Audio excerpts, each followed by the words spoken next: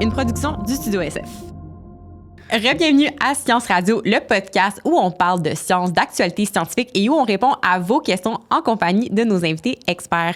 Je m'appelle Myriam Baudry, je suis nutritionniste et j'ai le plaisir d'être accompagnée de Kevin L'Espérance, biochimiste et épidémiologiste. Ce projet est rendu possible grâce au soutien des fonds de recherche du Québec et du scientifique en chef Rémi Quirion. Si, en plus de Science Radio, vous avez envie d'ajouter plus de science dans votre quotidien, dans vos réseaux sociaux, bien faites comme nous et allez suivre le scientifique en chef sur ses différentes plateformes.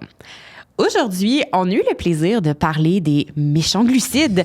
Les fameux carbs, le sucre, les pics de glycémie. Est-ce que c'est mauvais pour la santé? Est-ce qu'on doit s'en inquiéter? On a eu la chance d'être accompagné du professeur Benoît Arsenault pour parler du sujet. Puis, Kev, toi, qu'est-ce que tu ressors de cette discussion? Ben, ce que j'ai aimé, ce qu'on a utilisé comme trame de fond, c'est un phénomène super populaire en ce moment sur les réseaux sociaux. On a utilisé un peu les propos de l'influenceuse la glucose goddess pour essayer d'attaquer les différents mythes qui sont très persistants par rapport au sucre. On s'est posé des questions à savoir est-ce que de boire du vinaigre avant le repas, c'est bon pour notre santé, pour contrôler notre taux de sucre, etc. Donc, c'était super intéressant. J'ai retenu plein de choses, mais je vous garde la surprise. Ouais, moi, ce que j'ai beaucoup aimé, c'était l'espèce de valse entre des recommandations que dès demain, dans votre vie, si vous preniez du vinaigre, justement, est-ce que ça vaut la peine? On en parle, mais on apporte également plein de réflexions un peu au niveau de la pensée critique de quoi est-ce qu'on peut penser quand on voit ce type de discours-là en ligne. Donc, vraiment un épisode coup de cœur pour moi, vraiment fascinant. Donc, sans plus attendre, on vous souhaite une bonne écoute.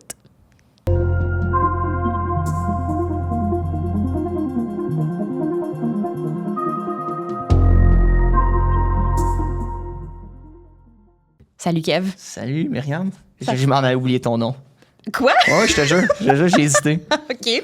C'est fou. T'as-tu un brain fog? T'as mangé trop de glucides ce matin? Je pense C'est quoi l'affaire, là? trop de fumée. Il y avait un incendie à l'appart à côté de moi hier soir, puis ça m'a joué dans la tête, ouais, je crois. T'as eu tout un matin. Ouais, tout un réveil, tout un matin. Mais là, je suis en forme, je suis prêt. On attaque un gros sujet aujourd'hui. Je pense que notre invité est très en forme aussi. On est en compagnie du professeur Benoît Arsenault, professeur à l'Université Laval, vulgarisateur scientifique. Benoît, comment ça va? Ça va très bien. Merci de l'invitation. Bien, merci à toi d'être présent. J'allais dire, quand on était encore hors onde, à chaque épisode, Kev, tu dis que les épisodes te font réaliser que tu as des problèmes. J'ai hâte de voir si cette discussion sur les glucides va te soulever des préoccupations. Ben, j'espère pas, pour vrai, parce que à la lecture de la recherche scientifique sur le sujet, ça m'a rassuré pour une fois. Ouais. Puis là, pour amener le sujet, justement, on va épisode sur tout ce qui est la peur des glucides, du sucre, les pics de glycémie. Est-ce qu'on s'inquiète? On est les trois sur les réseaux sociaux. Benoît, tu es très actif à justement faire des super vidéos de vulgarisation scientifique sur la chaîne de la SQLNM, dont on pourra reparler à la fin de l'épisode. Moi, je suis créatrice de contenu aussi comme nutritionniste. Toi, Kev, t'aimes dire que t'es un dinosaure qui est pas là, mais t'es quand même sur les réseaux sociaux et tu vois ce qui passe. Je suis un dinosaure pas trop obsolète numériquement. Puis, ben, dans les dernières années, ben en fait, c'est ça, on discutait avant de commencer à enregistrer que la peur des glucides, la mode des diètes faibles en glucides, le low carb, c'est vieux comme le monde. Là. C'est pas quelque chose qui est nouveau, mais le phénomène a comme regagné en popularité en raison d'un personnage en ligne. De plusieurs personnages en ligne, ouais. Mais une personne qui fait beaucoup de vagues récemment. On parle de la glucose goddess. Là, je vais probablement massacrer son nom, je m'en excuse, mais Jessie Inchauspé, qui s'identifie comme une biochimiste, qui est devenue du jour au lendemain une personnalité médiatique qui jouit de plus de 5 millions de followers sur Instagram quand même. Hein, donc, c'est toute une tribune. Puis, elle nous met en garde contre les fameux pics de glucose. Puis ça, les différents experts en nutrition, les experts en santé publique sont assez inquiets par rapport à ces déclarations parce que ça pourrait semer de la peur par rapport à manger des sucres, puis ça pourrait aussi mener peut-être à des comportements alimentaires qui sont malsains. Moi, personnellement, ce qui m'inquiète le plus, c'est des affirmations comme quoi sa méthode pour contrôler le sucre. Avant pas ça comme une diète, mais au final, ça revient quasiment à une diète quand même, on va dire les vrais mots. hormonaux. Elle dit chez les personnes non diabétiques, ça permettrait d'améliorer les fringales, la faim, la fatigue, le brouillard cérébral, les problèmes hormonaux, la fertilité, les affections cutanées, les rides, le manque de sommeil, les symptômes de la ménopause, les symptômes de santé mentale, le système immunitaire, bref, à peu près tout. Donc, je suis bien surpris de cette affirmation-là. Puis aujourd'hui, moi, avec vous, gang, j'espère qu'on va être capable de départager le vrai du faux. Toi, Benoît, en ligne, comment... je pense qu'on a chacun notre histoire de comment cette personne est arrivée sur nos réseaux. Moi, c'est mes clients qui m'en parlent. Toi, comme professeur à l'université qui est aussi sur les réseaux, comment ça s'est arrivé à tes oreilles? Moi, c'est arrivé à mes oreilles avec mon algorithme, là, clairement. Là, je veux dire, je suis quelqu'un qui fait de la vulgarisation scientifique sur les médias sociaux de plus en plus. Puis, je le vois, moi, avec, justement, le contenu que je partage. Le contenu que je partage, c'est beaucoup aussi en lien avec le contenu que je consomme. Puis, même si on a tous notre algorithme et notre chambre d'écho, je pense qu'il n'est pas si différent de ce que les gens recherchent en nutrition, justement. Puis, donc, j'ai vu les propos de la glucose goddess. Puis, au début, ça m'a bien fait rire. Mais là, à un moment donné, je me rends compte, justement, que Kevin, quand tu as 5 millions de followers, moi, ça me fait capoter. Absurde, là, je veux dire. Je veux dire, tous les problèmes que tu mentionnais tantôt qui pouvaient être réglés avec justement l'adoption d'une diète faible en glucides, je trouve que c'est un petit peu méprisant pour le monde scientifique parce que tous ces enjeux-là, ce sont des choses qui sont étudiées. Il y a des centaines de millions, des milliards de dollars de recherche qui sont investis partout au monde à justement essayer de faire cette démonstration-là de comment, justement, on peut prévenir le diabète de type 2, les maladies cardiovasculaires, la fatigue, la fertilité, les maladies inflammatoires, name it. Tu sais, à un moment donné, ça a été étudié, ces questions-là.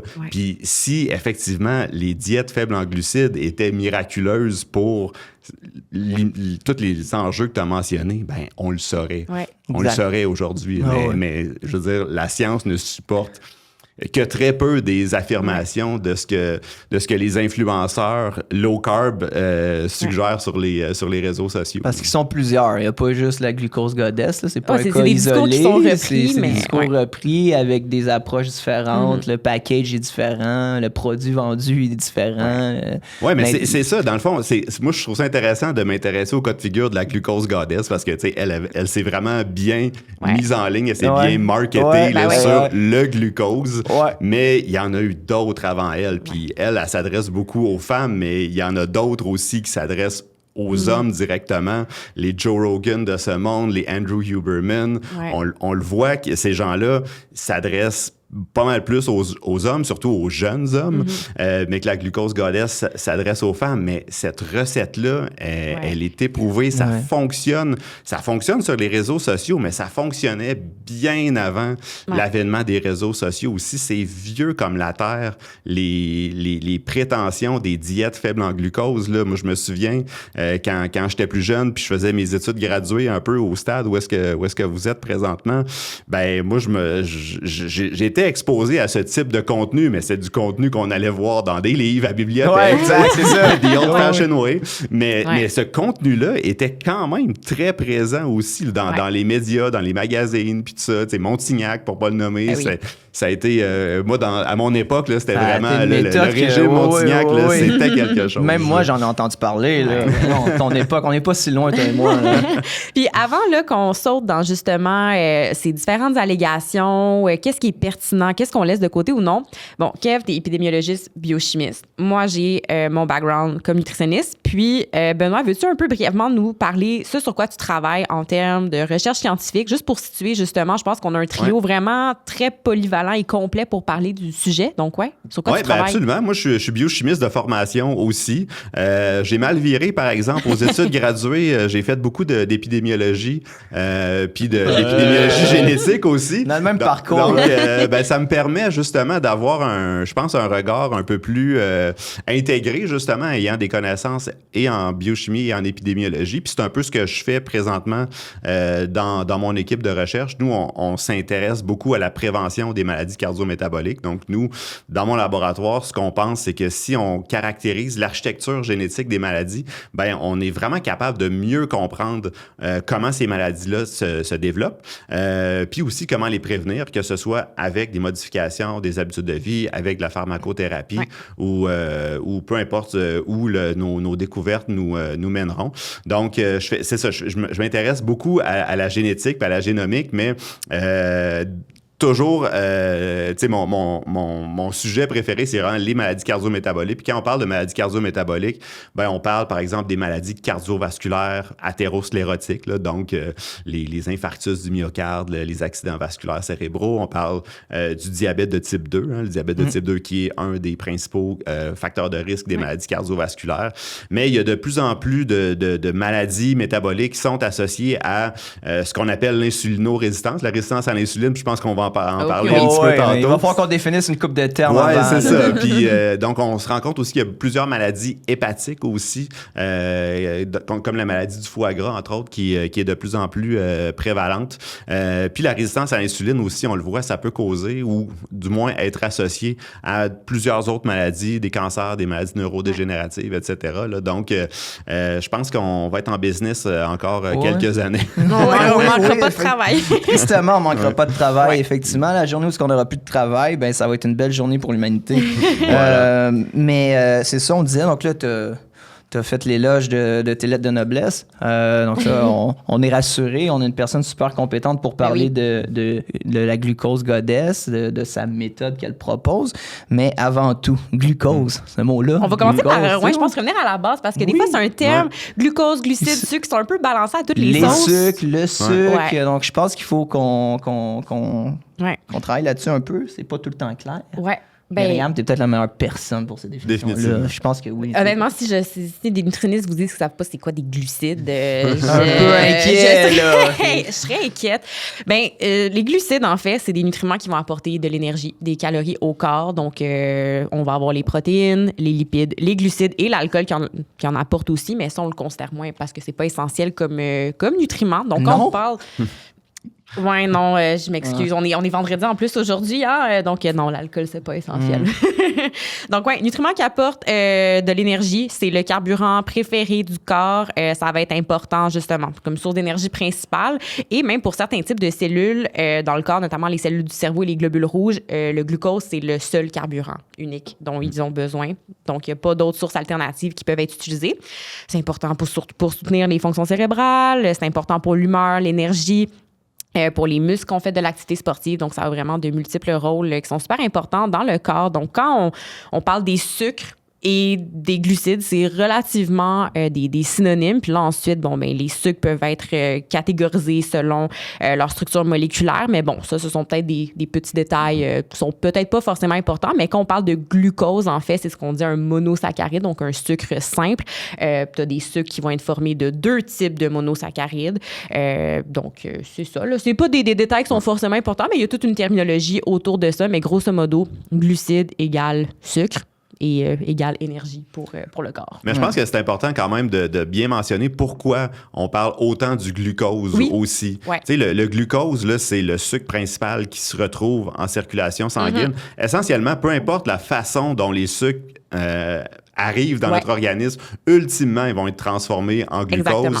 Puis justement, notre organisme, au cours des dizaines de millions d'années d'évolution, a mis plusieurs systèmes en place pour s'assurer que le glucose sanguin soit très bien maîtrisé. Ouais. Parce que si le glucose dans le sang, il baisse, on va tomber en hypoglycémie, puis ça peut amener des conséquences assez sévères. Là. On peut tomber dans le coma.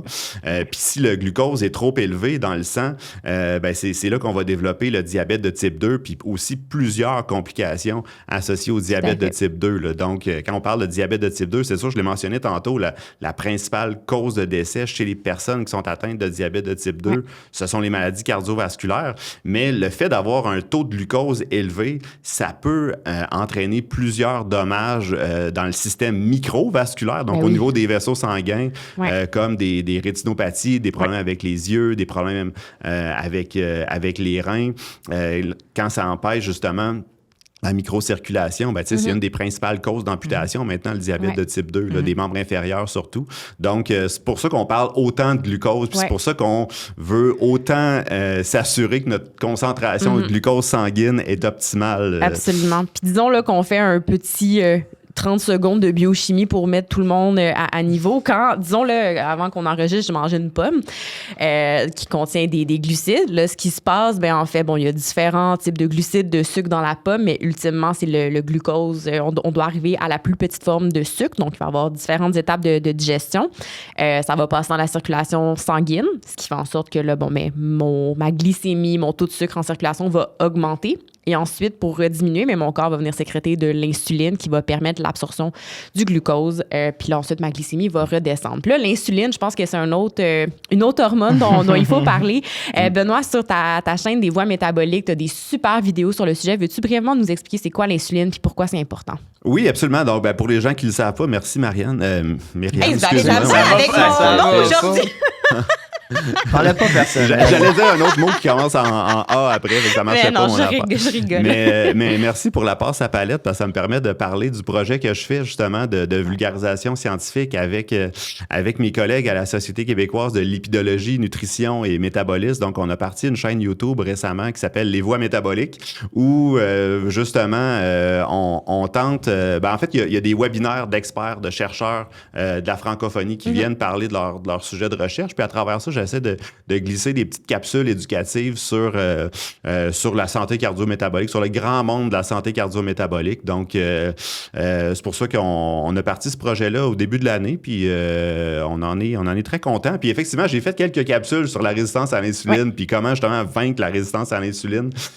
Donc, l'insuline, puis on a parlé des rôles de l'insuline aussi. Hein. L'insuline, c'est une des hormones les plus importantes de notre corps, parce que si on fabrique pas d'insuline, on peut en mourir à un très jeune âge. Hein. On le sait avant la découverte de l'insuline, qui je le rappelle, est une découverte canadienne, qui a été découverte à l'Université de Toronto. On a fêté le centenaire de la découverte il y a quelques années. C'était, je pense, en 2020. C'est ça, quelque chose comme ça. Et puis, c'est ça. Avant, les gens qui étaient atteints du diabète de type 1, donc c'est une maladie au cours de laquelle le système immunitaire s'attaque aux cellules du pancréas qui fabriquent l'insuline. Ouais. Donc, le pancréas ne peut plus sécréter d'insuline. Donc, le glucose ne peut pas pénétrer à l'intérieur de nos tissus pour qu'il l'utilise comme carburant. Donc, c'est une maladie vraiment mortelle si on ne s'injecte pas d'insuline. C'est ça. En fait, c'est que tu as du gaz, mais le gaz n'est pas capable de rentrer dans le moteur, finalement. Ouais. Donc, c'est ce à quoi l'insuline sert essentiellement. Là. Donc, l'insuline, c'est comme, dans le fond, pour pénétrer à l'intérieur de la cellule, le glucose a besoin d'un transporteur. Et puis, ce qu'on dit, c'est que justement, l'insuline va stimuler l'apparition du transporteur à la surface des cellules. Donc, c'est à cause de l'insuline que les cellules peuvent justement carburer au glucose. Puis, justement, il y a des personnes qui peuvent développer avec le temps un espèce de syndrome de résistance à l'insuline. Ouais. Donc, c'est quelque chose qui est assez prévalent dans la population. Là, je me lancerai pas dans des estimations parce que des définitions de résistance à l'insuline, il y en a vraiment plusieurs. Mais, on peut quand même dire dans la population, s'il y a environ 10% de la population qui est atteinte du diabète de type 2, ce qui est énorme en passant. Oui. Une sur 10, c'est ça. Donc, puis s'il y a une personne sur 10 qui est atteinte du diabète de type 2, il y a quand même un 20% de la population aussi qui serait en état de prédiabète, donc en état ni plus ni moins de résistance à l'insuline. La résistance à l'insuline, ça arrive à un moment donné quand il y a des mécanismes à l'intérieur de la cellule qui font en sorte que la cellule se fatigue un petit peu, puis elle a de plus en plus de misère à exprimer le transporteur de glucose. Donc, ça prend de plus en plus d'insuline pour s'assurer que le glucose puisse pénétrer à l'intérieur de la cellule. Donc, tout ça, ça se passe sur plusieurs dizaines d'années, puis à un moment donné, lorsqu'on en arrive au diabète de type 2, puis surtout dans des stades plus avancés du diabète de type 2, le pancréas est tellement fatigué fatigué de sécréter de l'insuline pour justement essayer de vaincre la résistance à l'insuline, que la cellule bêta qui sécrète l'insuline peut tomber en insuffisance. Là. Donc, elle est tout simplement plus capable de fabriquer de l'insuline. Donc, c'est pour ça qu'il y a des personnes qui sont atteintes du diabète de type 2 qui doivent s'injecter de l'insuline. Donc, pour le moment, les nouvelles thérapies pour le diabète de type 2, souvent, ce qu'ils vont faire, c'est justement essayer de potentialiser l'effet du pancréas pour qu'il sécrète davantage d'insuline pour justement essayer de diminuer les concentrations de glucose dans le sang. Mais ça fonctionne dans un certain temps, mais je pense que évidemment, il faudrait travailler en amont pour vaincre la résistance à l'insuline, pour éviter justement de fatiguer trop le pancréas. Il y a une chose importante que tu as mentionnée, c'est que c'est quelque chose qui se développe sur des années. Donc, c'est pas parce qu'une fois tu manges un repas, un bon morceau de gâteau, un biscuit ou un aliment qui est plus sucré, qui va peut-être justement amener plus de glucose en circulation, c'est pas quelque chose qui se développe instantanément. Oui, parce que pour l'immense majorité de la population, on est sensible à l'action de l'insuline, puis c'est normal d'avoir des variations de glucose aussi dans notre sang, puis c'est normal d'avoir des variations d'insuline. C'est vrai qu'après un repas qui est plus sucré, les concentrations de glucose et d'insuline vont augmenter dans le sang. C'est parfaitement normal. Puis souvent, j'entends des gens, par exemple, dire après un repas, ma glycémie est montée dans un niveau diabétique. C'est comme hyper épeurant quand t'entends ça, mais finalement, le glucose va diminuer tout de suite après. Là, donc, faut pas trop s'en faire avec ça nécessairement. Puis, il y a des aliments, justement, qui stimulent beaucoup le glucose. Puis justement, avec les prétentions de ces influenceurs-là, c'est qu'il faudrait justement les diminuer de plus en plus ou essayer de trouver des trucs pour que si on consomme des aliments qui favorisent les pics de glucose, les glucose spikes, ce qu'ils appellent, il faut les éviter. Là, puis c'est pour ça qu'ils vont dire, par exemple, faites attention quand vous mangez des fruits, par exemple. Parce que, justement, tu parlais de l'exemple d'une pomme tantôt. Si tu manges une pomme, c'est un des aliments qui va le plus augmenter ta glycémie postprandiale. Donc, postprandiale, ça veut dire après la prise d'un repas. Tu sais, si tu prends, par exemple, je sais pas, 100 calories de pommes, puis tu prends 100 calories de poulet frit, la pomme va augmenter beaucoup plus. C'est sûr. Ton glucose sanguin que la même quantité de calories, mais de poulet frit. Donc, sur la base de cette affirmation-là, on pourrait dire le poulet frit est bien meilleur pour la santé que les fruits et légumes. On exclut un paquet d'autres éléments nutritionnels qu'on retrouve dans une pomme qu'on ne retrouve pas dans le poulet frit. Tout ça vient aussi à la hiérarchie des évidences scientifiques aussi, parce qu'on on peut tester l'effet de certains aliments sur des biomarqueurs sanguins comme ça. Mais ultimement, on le sait qu'est-ce qui est meilleur pour la santé entre des fruits et du poulet frit. Là. Puis, je veux dire, je pense que je suis même pas obligé de le dire ici sur ce podcast que, des fruits puis des légumes, c'est meilleur que du poulet frit pour la santé. Je pense qu'on a une obsession quand même envers trouver des biomarqueurs absolument pour expliquer. On a ça surtout avec nos gadgets électroniques. Aujourd'hui, on veut tout monitorer. C'est un peu ça. D'ailleurs, la glucose goddess faisait référence pendant qu'on parle des pics puis du taux de glucose dans le sang. Elle suggère aux personnes qui sont non diabétiques de porter un moniteur de glucose en continu. Donc, de surveiller son taux de glucose en continu. C'est quand même épeurant. Je sais pas si... on pourra en parler, mais juste parce que là, on est comme reparti sur quelque chose. Mais je veux juste wrap up le truc de la résistance à l'insuline puis mentionner un autre truc parce que c'est des questions du public qu'on a reçues qui sont importantes. Je pense que... Puis ça, Benoît, tu pourrais peut-être commenter là-dessus parce que tu as fait une vidéo qui était superbe sur le sujet. La résistance à l'insuline, est-ce qu'elle est causée par des petits pics de glycémie? Ou il y a d'autres facteurs? Ma première question. Et de deux, quelque chose qu'on entend très souvent parce que l'insuline, c'est une hormone qui, malgré sa découverte et son rôle essentiel dans le corps, elle est beaucoup démonisée dans le discours public parce qu'on entend, un pic d'insuline, ça fait prendre du poids. Donc, est-ce que tu pourrais répondre à ces deux affirmations-là, puis après, on repart sur les pics de glycémie, mais je trouvais ça vraiment important de les aborder. C'est vraiment une bonne question, puis je peux absolument apporter certains éléments de réponse, mais c'est pas quelque chose qui est très connu. Je pense qu'il y a quand même plusieurs niveaux d'évidence qui suggèrent que le fait d'avoir une insuline élevée, ça peut être associé à un gain de poids, mais il y a plusieurs évidences qui suggèrent le contraire aussi.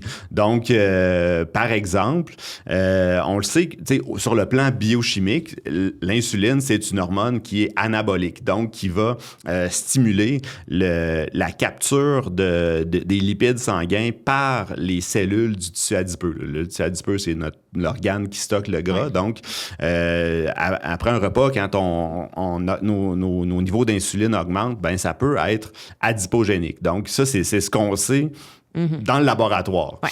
Puis nous, on s'est intéressé à cette question-là aussi dans mon équipe de recherche. On a essentiellement identifié des personnes qui, en raison de leur profil génétique, ils sécrétaient plus d'insuline après un repas. Puis on s'est posé la question, si ces gens-là, après un repas, sécrètent plus d'insuline, en théorie, ils devraient être plus gros si l'insuline est un facteur si important que ça. Puis, honnêtement, la réponse à la question qu'on s'est posée était pas tout à fait claire. On voyait un petit effet. Mais ce qu'on a vu, cependant, c'est plutôt l'effet inverse, c'est-à-dire que c'est les personnes qui sont résistantes à l'insuline ou qui ont déjà des dysfonctions métaboliques, qui ont des concentrations d'insuline élevées. Puis on le voit justement aussi avec les approches faibles en glucides versus faibles en gras. T'sais, on est capable, ça a été testé dans des dizaines d'études, on est capable de savoir si par exemple on donne une quantité équivalente de protéines à deux groupes, mais il y a un groupe qu'on va changer le rapport ou le ratio entre les lipides et les glucides. On va mettre par exemple la moitié des gens sur une diète faible en glucides, l'autre moitié des gens sur une diète faible en gras. On va compenser avec soit des lipides ou avec des glucides. Ce qu'on voit, c'est que justement, chez les personnes qui sont randomisées à une diète faible en glucides, leur insuline baisse aussi après un repas. Mais ultimement, ils ne perdent pas nécessairement moins de poids ou ils n'en prennent pas nécessairement plus. Donc, ce qu'on se rend compte de plus en plus, je pense, c'est vraiment pas nécessairement les macronutriments qui sont importants, mais la qualité des macronutriments. Donc, évidemment, encore faut-il le rappeler, c'est important d'ajouter des fibres à notre alimentation, c'est important d'ajouter des légumineuses, c'est mieux de boire de l'eau que de boire du Pepsi, c'est comme, on en revient toujours à la base, avoir des alimentations équilibrées, diversifiées, le guide alimentaire canadien. Bon. Donc, ça, c'est pour ça qu'il y a quand même beaucoup d'études contradictoires sur le sujet. Donc, c'est pas vrai que parce qu'on supprime les glucides de notre alimentation, on va automatiquement perdre du poids. Puis aussi, ce qu'on se rend compte aussi, c'est ce que, dans la littérature, des fois, c'est un peu la critique que j'ai, c'est qu'on n'étudie pas nécessairement les variabilités interindividuelles. Oh, mon Dieu, oui. Parce qu'il y a plusieurs personnes qui vont répondre beaucoup mieux à un certain type d'alimentation que d'autres. Mais dans les études scientifiques, vous le savez, ce qu'on teste, c'est des moyennes, puis on teste des différences statistiques entre des moyennes qui souvent sont pas très grandes. En tout cas, dans le cas des études faibles en glucides versus faibles en gras, sont pas très grandes.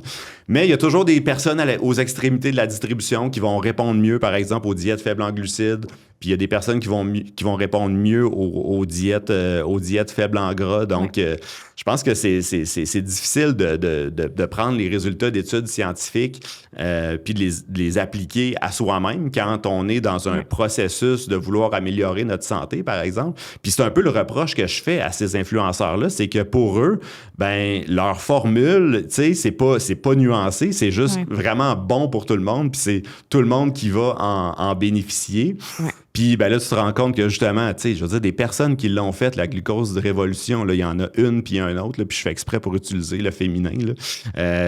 Puis la plupart, ça marche pas, là. Ça marche pas pour eux. Là. Mais il y en a pour qui ça a marché. Ou il y en a qui vont bien se sentir, mais c'est du bon sens de, OK, t'as ajouté des légumes à ton repas. Je veux dire, c'est pas, c'est pas la glucose révolution. C'est pas la méthode. Ouais, puis c'est aussi, je pense, l'effet placebo beaucoup parce que, quand ces gens-là, ils viennent, tu sais, leur storytelling est tellement bon. Ben ouais. Tu sais, je les comprends à la limite. Moi aussi, je regarde les vidéos, je me dis, hey, wow. Tu sais, même moi, des fois, je me remets en question. Je me dis, hey, c'est vrai, j'avais pas pensé à ça. Puis là, je me réveille, puis je me dis, ouais, c'est vrai, j'ai déjà vu ça dans la littérature. Puis c'est pas vrai, c'est de la bullshit ce qu'elle dit. Mais tu sais, les gens, ils le savent pas qu'ils sont sur ces diètes-là. Ils le savent pas. Puis, ben, ultimement, ce qu'ils sont, c'est que leur identité est tellement enracinée dans cette diète-là qu'ils vont réussir à se convaincre qu'ils se sentent mieux quand ils sont sur ces régimes-là. Puis ben, justement, ils vont essayer de répandre la bonne nouvelle, puis de le dire, puis ils le disent aux autres. Puis là, les autres qui laissaient cette diète-là, ben ça marche pas pour eux. L'immense majorité des gens qui sont sur ces méthodes de réduction de l'indice glycémique sont pas en meilleure santé après, sont pas plus minces. Puis, tu sais, leur estime de soi en prend tout un coup, là, tu sais, c'est quand même assez dangereux. Puis ces gens-là, ils en parlent pas, là, tu sais, je veux dire, les personnes pour qui les diètes fonctionnent, ben ils vont le dire à tout le monde, ils vont se poster sur les médias sociaux avec des photos avant et après. Regardez comment ça a marché, cette alimentation-là. Ça a marché pour moi, donc ça devrait marcher pour tout le monde. Mais pour chaque personne pour qui ça arrive, il y en a combien pour qui ça arrive pas, puis qui sont chez eux, isolés, puis qui souffrent à cause de ça, puis justement, qui développent une estime de soi qui est vraiment terrible, puis justement, qui s'isolent. Puis on le voit aussi beaucoup avec les personnes qui sont sur ces diètes-là, qui s'isolent elles-mêmes aussi, parce que leur entourage leur dit, ben voyons, tu sais, t'es sur une diète extrême, puis tu sais, pourquoi tu fais ça? Tu sais, c'est comme un peu avoir, je sais pas, moi, un mononcle conspi ou quelque chose comme ça, tu sais. Souvent, ces gens-là, justement, ils deviennent comme, ça fait que c'est un peu comme dans une secte aussi, là. Donc, je pense qu'il y a plusieurs parallèles qu'on peut faire entre les deux, là. Donc, le risque de dérive est vraiment présent. Puis ça, ben, c'est pas quelque chose qu'on parle dans ces livres-là, évidemment, là. Donc, puis avec le cas de la glucose goddess, quelque chose que j'entends beaucoup, qu'on m'a souvent dit, c'est non, mais bon, ça c'est le classique, c'est pas une diète, c'est des petits conseils simples à appliquer. Puis, dans Kev et moi, on a fait l'exercice de prendre chacun de ces hacks ou de ces trucs, puis d'aller décortiquer la littérature pour chacun d'entre eux. Donc, je pense qu'on pourrait peut-être passer au travers, mais avant, bon, on a défini glucides, sucre, insuline, qu'est-ce que c'est? L'insuline, sa seule job, c'est pas juste de stocker du gras, c'est essentiel pour la santé, pour bâtir du muscle et plein de choses. Les pics de glycémie chez des personnes en bonne santé, c'est quelque chose de normal. Qui se régule parfaitement automatiquement. Là où c'est problématique, c'est quand le glucose devient élevé de façon chronique et ça va se produire conjointement lorsqu'il y a une résistance à l'insuline qui apparaît. Puis ça s'accompagne souvent aussi de sédentarité, des problèmes de susceptibilité génétique associés à ça, d'autres peut-être moins bonnes habitudes de vie, mais en soi, je pense qu'il faut marteler le clou là-dessus parce que c'est la trame narrative principale de la glucose goddess. Un petit pic de glycémie après un repas, c'est quelque chose de normal, puis notre corps va le réguler. C'est parfaitement normal, puis c'est dans le playbook de ces gens-là de prendre quelque chose qui est normal puis d'en faire un problème médical, de pathologiser. C'est le narratif central tout le temps. C'est la technique qu'ils utilisent pour tout et rien. Ouais. Ah oui, puis ça fait capoter les médecins et les professionnels de la santé. En tout cas, je veux pas parler à ta place, Myriam. Non, effectivement. Sûrement qu'en clinique, tu dois le vivre. Ah oui, non, ça, je le vis souvent, mais mais en même temps, vous l'avez bien nommé, le storytelling est tellement fort que là, après, ça prend toute la place. Donc, Kev, veux-tu nous parler? Un de ses premiers actes, c'est de toujours commencer sa journée avec un déjeuner salé. Bon, moi, je suis pas un expert en nutrition, hein, donc je me suis attardé plutôt aux études que la glucose goddess citait. En fait, à l'étude que la glucose goddess... Il y en a une, oui. Oui, c'est ça, a cité pour backer son idée. Écoute, c'est une étude composée de 64 personnes, donc déjà en partant, on a un très faible échantillon, probablement non représentatif de l'ensemble de la population en partant. Et même en regardant les conclusions des auteurs dans l'étude, pas les conclusions de la glucose goddess sur l'étude, des auteurs. Les auteurs sont assez prudents. Ils disent une augmentation modeste de la teneur en glucides du repas au détriment de la teneur en matière grasse pourrait faciliter. J'emphase sur le pourrait. C'est pas ça qu'on retrouve dans dans le discours de la glucose goddess. Là, c'est non, au contraire. Là, elle prend ça, elle dit il faut prendre un déjeuner salé parce que ça nous aide à contrôler nos pics de glucose. Ben, tu sais, je comprends l'idée derrière ça. Tu sais, je veux dire, je pense que de façon générale, si on regarde les statistiques populationnelles, je suis prêt à dire qu'on consomme trop de sucre. Là. Clairement, au niveau de la population, je pense que, je veux dire, il n'y a même pas de débat à y avoir. Absolument. Puis, on donnera pas un prix Nobel à la glucose goddess pour nous dire de ne pas manger des Fruit Loops puis des Frosted Flakes pour déjeuner. Là. À un moment donné, on le sait que d'avoir un déjeuner équilibré, c'est important pour avoir une bonne santé. Peu importe l'effet que ça a sur la glycémie postprandiale. Donc, de prendre un déjeuner salé, je sais pas trop ce que ça veut dire, salé, dans le sens où on peut dire non sucré. Mais c'est leur technique aussi, là, tu sais, je veux dire, c'est le manque de précision, je m'excuse, mais je crois qu'il est volontaire aussi. Ouais. Là, mais en fait, ça, elle le dit, puis ça, je peux peut-être nuancer le propos là-dessus. Elle, c'est vraiment un déjeuner qui ne va pas goûter sucré. Donc, par exemple, tu te fais un beau bol de yogourt grec avec un granola maison, des petits fruits. Donc là, ça, ma lunette de nutritionniste, ton yogourt grec t'apporte des protéines, ton granola des fibres, des fruits, des fibres additionnelles, vitamines et minéraux, c'est bon, mais au goût, ça va être sucré. Elle, ça, même ça, elle va le déconseiller parce que ce qu'elle avance, c'est que le fait de consommer quelque chose qui goûte sucré, ça va comme prédisposer ton cerveau à avoir d'autres cravings plus tard dans la journée. Ce qui est totalement faux. Elle va même aller jusqu'à déconseiller, puis ça me donne le goût de grimper au rideau, déconseiller la consommation d'avoine. Ouais. Parce que ça ferait monter la glycémie. Puis ça, Benoît, justement, nous, on geek beaucoup sur les lipoprotéines. La consommation d'avoine, les fibres solubles que ça va contenir, ça vient se lier à la bile, qui est quelque chose de super important pour la digestion des lipides. Le corps va l'excréter, ce qui stimule la synthèse endogène du cholestérol. Donc, consommer de l'avoine, c'est super pour la santé. Ben oui, puis on le voit dans les études épidémiologiques aussi. Je veux dire, les personnes qui consomment le plus de produits d'avoine, c'est une recommandation parce que ces gens-là, en général, ils ont peut-être des concentrations de cholestérol plus faibles, puis un risque de développer certaines maladies chroniques qui est plus faible.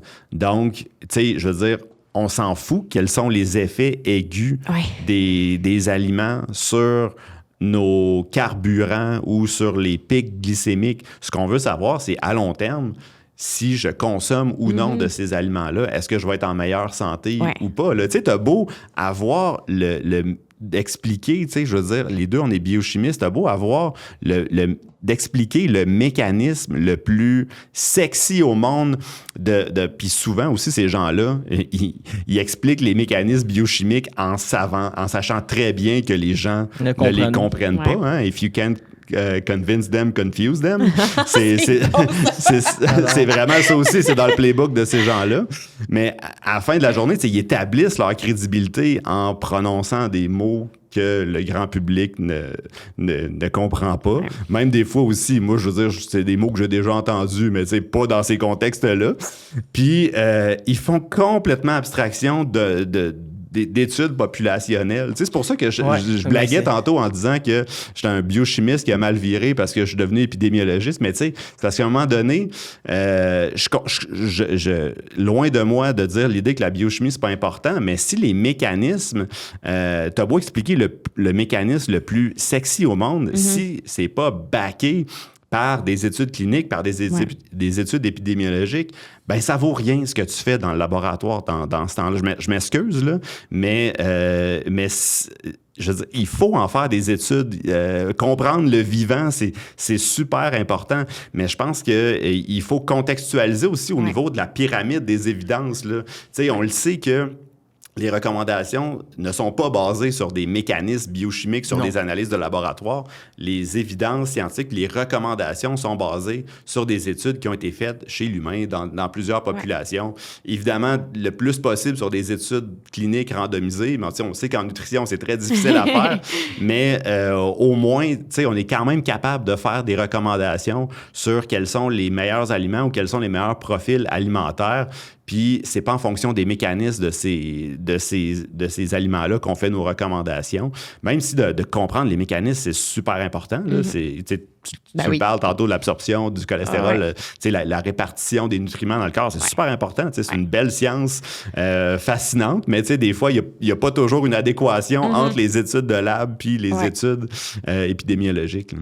Donc, bref, je pense que n'importe qui, si on passe de « je déjeune avec un bol de Fruit Loops et je change ça pour des œufs sur une toast avec des avocats », je pense que tout le monde va probablement se sentir mieux. Mais si c'est pas nécessairement quelque chose de salé, que tu troques ton bol de Fruit Loops avec un gruau dans lequel tu ajoutes des fruits, une source de protéines ou du yogourt grec, peu importe, même si on est dans le goût sucré, ça va être tout aussi bénéfique pour la santé. Donc... je pense que c'est peut-être le take-home pour ça. Mais on revient tout le temps au même discours de toute manière de manger diversifié. Ben ouais. Équilibré, diversifié. Puis on le sait, les affaires, plus qu'il y a de la couleur sur ta boîte de céréales, des trucs flashy, whatever, généralement, c'est moins bon pour la santé, tu sais, overall. Ensuite, son prochain hack, inclure plus de légumes, légumineuses et de grains entiers. Là, Benoît, j'ai envie de reprendre ce que tu as dit. Je pense que vous ne méritez pas un prix Nobel pour ça. Là. Ça, on s'entend. C'est la recommandation ça date du premier guide alimentaire canadien, mais moi, probablement. C'est un peu ça qui me fait capoter, moi. C'est que... ces personnes-là, ils utilisent des recommandations qui sont justement acceptées, qui ont un consensus scientifique. Ils utilisent ça un peu comme cheval de Troie pour te vendre leur cochonnerie après. Ils disent, regardez, je suis une personne sensée, je recommande les légumineuses, je recommande quand même... pour vendre leur argumentaire aussi, parce que elle le vend pas en disant c'est bon pour la santé, ça réduit comme la mortalité toutes causes confondues, c'est bon contre les maladies cardiovasculaires, etc. Elle le vend pour dire si tu mets plus de légumes, tu vas diminuer tes pics de glucose. Donc, l'argumentaire, encore là, est erroné. Donc, c'est de twister. C'est un truc qui est bien de manger plus de légumes. Mais c'est la rationnelle derrière le pourquoi. La rationnelle derrière, elle fait pas de sens, tu sais. Ouais. Puis ça, j'haïs ça parce que tu utilises des pseudo-faits scientifiques. Là. L'autre, puis là, on commence... Tu sais, on dirait que les deux premiers étaient plus smooth, mais là, on commence à rentrer dans... manger les aliments dans un certain ordre. Donc, commencer son repas avec les légumes, ensuite les protéines et terminer les glucides. Et ça revient encore justement à l'idée de venir tenter de réduire le pic de glycémie postprandial. Et on le répète, qu'on a un pic de glycémie, qu'on est en bonne santé, c'est normal. Puis bon, là, on peut parler de la science, mais moi, il y a aussi, je pense... quand je travaille là-dessus, je repensais à tous mes clients avec lesquels je travaille à tenter de déconstruire des croyances, des habitudes obsessionnelles autour des repas. Puis là, j'entends quelqu'un qui vient dire « Non, mais là, ton repas, déjà dans ta vie super occupée, il faut que tu manges tes légumes en premier, tes protéines et tes glucides. » Puis ça me fait capoter. Parce que puis des fois, il faut que tu attendes 20 minutes entre les deux. Là. Oui, donc... à quel point manger devient un acte chirurgical maintenant. Oui.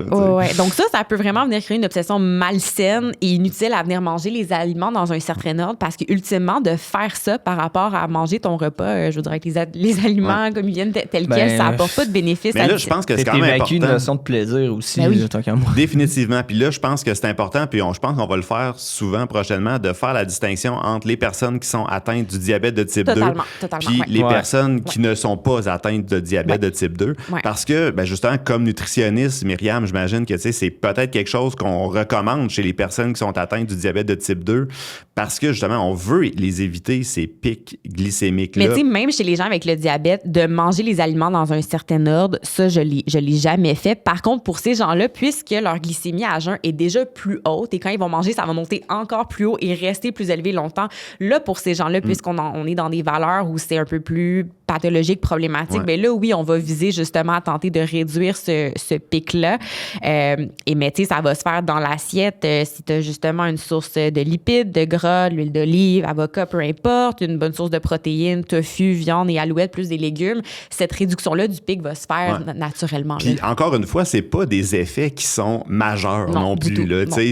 C'est des effets, des fois, qui sont, on va le dire dans les études scientifiques, qui sont statistiquement significatifs, qui sont pas nécessairement cliniquement significatif. Ouais. Donc, des fois, c'est quand même facile de détecter sur le plan statistique une différence de 5-10 %. Mais tu sais, si tu diminues ton pic glycémique de 5-10 %, tu sais, ça fait-tu vraiment une différence à long terme? Ça, on le sait pas. C'est quand même intéressant, tu sais, puis on le suggère de plus en plus, tu sais, d'augmenter l'apport en protéines pour justement la gestion du diabète. Il y en a qui sont dans un processus de perte de poids qu'on va leur suggérer d'augmenter leur apport en protéines. Puis c'est intéressant parce que justement, les protéines, ça peut avoir certains bénéfices. Ça peut retarder la digestion de certains aliments. Les protéines, quand c'est dégradé en acides aminés, les acides aminés, en fait, c'est quand même des molécules qui sont intéressantes pour potentialiser déjà d'emblée la sécrétion d'insuline par la cellule bêta. Donc, déjà, c'est un petit peu d'insuline dans le sang, puis après ça, ton glucose arrive, il va être réparti plus rapidement. Mais encore une fois, les effets sont pas toujours cliniquement significatifs. Là. Donc, oui, on peut observer un petit changement d'insuline, un petit changement de glucose. Mais tu sais, encore une fois, si l'apport en protéines, c'était magique pour la perte de poids, on le saurait. Ça a été testé. Les effets sont, dans certaines études, statistiquement significatifs. Pas dans toutes les études non plus. Overall, ça peut avoir des bénéfices, mais tu sais, je veux dire, si les diètes riches en protéines favorisaient la perte de poids, encore une fois, comme je l'ai mentionné tantôt, on le saurait. Ben ouais. Et tu sais, même là, par rapport aux légumes, des fois, là, le nerf de la guerre, même les protéines, c'est d'amener les gens à en inclure davantage. Donc, moi, là, peu importe que ce soit avant, pendant ou après, ce qui m'importe, c'est que tu en consommes. Donc, je trouve que de venir ensuite ajouter un stress additionnel puis mettre l'emphase sur l'espèce de timing ou l'ordre dans lequel tu dois les manger, ça met le focus sur quelque chose qui est complètement inutile puis qui passe à côté du message principal puis de ce qui est important. Oui, mais ton message, il passe pas, Myriam, parce que tu fais pas un bon storytelling comme la glucose goddess. Ce qu'il faut que tu dises, c'est que il faut enrober vos glucides avec des protéines, avec du gras. Même des fois, ce qu'ils vont dire, c'est complètement faux. Si tu manges, par exemple, des bleuets, ils vont dire, ben là, mange pas des bleuets tout seul, mange-les avec... Peu importe, ajoute un yogourt, ajoute des amandes, mais souvent, tu sais, si tu as envie de manger des bleuets, mangeant des bleuets, tu sais, je veux dire, à quoi ça sert? T'sais, premièrement, t'as pas besoin d'enrober des bleuets. comme ça, c'est ça. Mettons, je sais pas, mais si t'as envie d'avoir une collation, tu veux manger des bleuets, t'es pas obligé d'ajouter des calories de plus, là, tu sais. Pourquoi t'ajouterais des calories à ton alimentation? Puis souvent, ce qu'ils vont dire, c'est par exemple, c'est d'ajouter du gras parce qu'on veut diminuer les pics glycémiques, donc on va acheter du gras. Mais tu sais, les sources d'acides gras, des fois, ça peut causer de la résistance à l'insuline beaucoup aussi. Là. Donc, il y a tellement... Tu sais, même biochimiquement, cet argument-là, il tient pas la route. Là. Puis, tu sais, je rebondis sur ce que Kev disait tantôt, que, encore une fois, l'argument de venir ajouter peut-être une source de fibres ou de protéines si on consomme un fruit, il peut avoir des très bonnes raisons de le faire. Puis, moi, un client qui me dit, là, vers 10 h, j'ai faim, je me prends une banane, mais là, j'ai faim encore à 10h45, c'est pas encore mon heure de lunch. Bien là, oui, on va peut-être venir recommander d'ajouter une poignée de noix, un yogourt ou quelque chose, mais l'idée, c'est encore là, c'est pas de venir réduire le fameux pic de glycémie, c'est juste d'avoir une collation qui est plus soutenante, qui va faire en sorte que la personne va avoir un bon niveau d'énergie jusqu'à son prochain repas. Donc, c'est comme la recommandation, elle est pertinente, mais la raison pour laquelle elle est poussée est erronée. Oui, puis aussi, je pense que c'est important de rappeler que les concentrations de glucose sanguine, on ne les perçoit pas. Si notre glucose augmente après un repas, on n'a aucun signal interne qui nous dit, sauf si on est diabétique dans un état assez avancé, là, on peut en avoir des symptômes, mais on le sait pas. Là, donc, il n'y a pas nécessairement de corrélation entre les pics de glucose puis quand tu vas ressentir la faim. Ressentir la faim, ça, je veux dire, c'est quelque chose qu'on ressent parfois. Je la vis en ce moment. Ça gargouille dans mon ventre. Quand on est en fin d'avant-midi, des fois, on regarde notre monde, je commence à avoir hâte de dîner. Là. Mais je veux dire, ça a plus ou moins de lien avec les concentrations de glucides dans le sang puis la quantité de glucose qui a été sécrétée dans ton repas 3 heures avant. Puis même là, pour peut-être des gens qui aiment un peu plus les chiffres, là, à jeun, on va se tenir entre environ 4,5, 5,5 millimoles par litre. Chez des personnes en santé, après un repas, ça peut monter jusqu'à 7, 8, 9 environ, alors que chez des gens qui vivent avec le diabète de type 2, après un repas, ça peut monter jusqu'à du 15, 16, même 20 millimoles par litre, et eux ne vont pas forcément le sentir. Ouais, c'est vrai. Donc, juste pour donner une idée de grandeur, une espèce d'échelle, ça fait que non, ça, je pense que c'est vraiment c'est bon On est ailleurs quand même, là. Il y a un gap. Oui, il y a là, vraiment pas un mal, méchant là, gap. tu sais.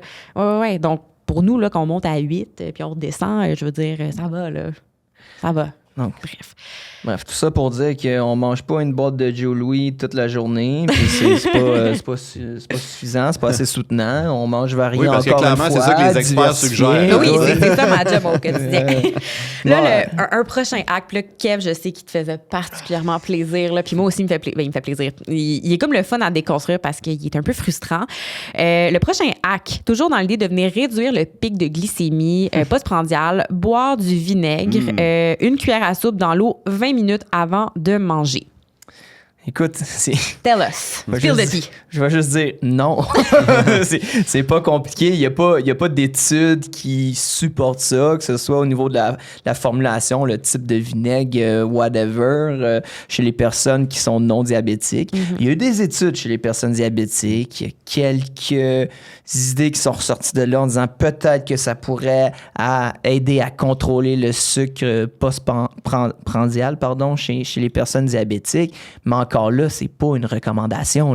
Il n'y a pas d'évidence scientifique qui disent « Hey, mets une cuillère de vinaigre dans ton eau avant ton repas, 20 minutes avant ton repas d'ailleurs. Je sais pas pourquoi le 20 minutes, il ressort de où ce chiffre-là. Donc, il n'y a aucune étude qui back ça. Donc, on arrête ça, là, boire du vinaigre, là, je le vois beaucoup. Là.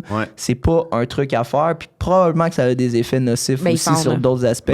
Oui, parce que, je veux dire, pour la digestion, entre autres, là, c'est quand même d'amener autant d'acide dans notre système digestif. Ça peut avoir des conséquences aussi si on le fait de façon chronique. Mais moi, c'est un peu comme toi, Kevin. Moi, que je connais aucun professionnel de la santé, que ce soit médecin ou nutritionniste, qui suggère ça. Il n'y a aucune ligne directrice des organismes. Le Canadian Diabetes Association, Diabète Québec, qui recommande ça. Je pense qu'on peut reconnaître que dans certaines petites études, encore une fois, pas toutes, ça peut avoir fonctionné.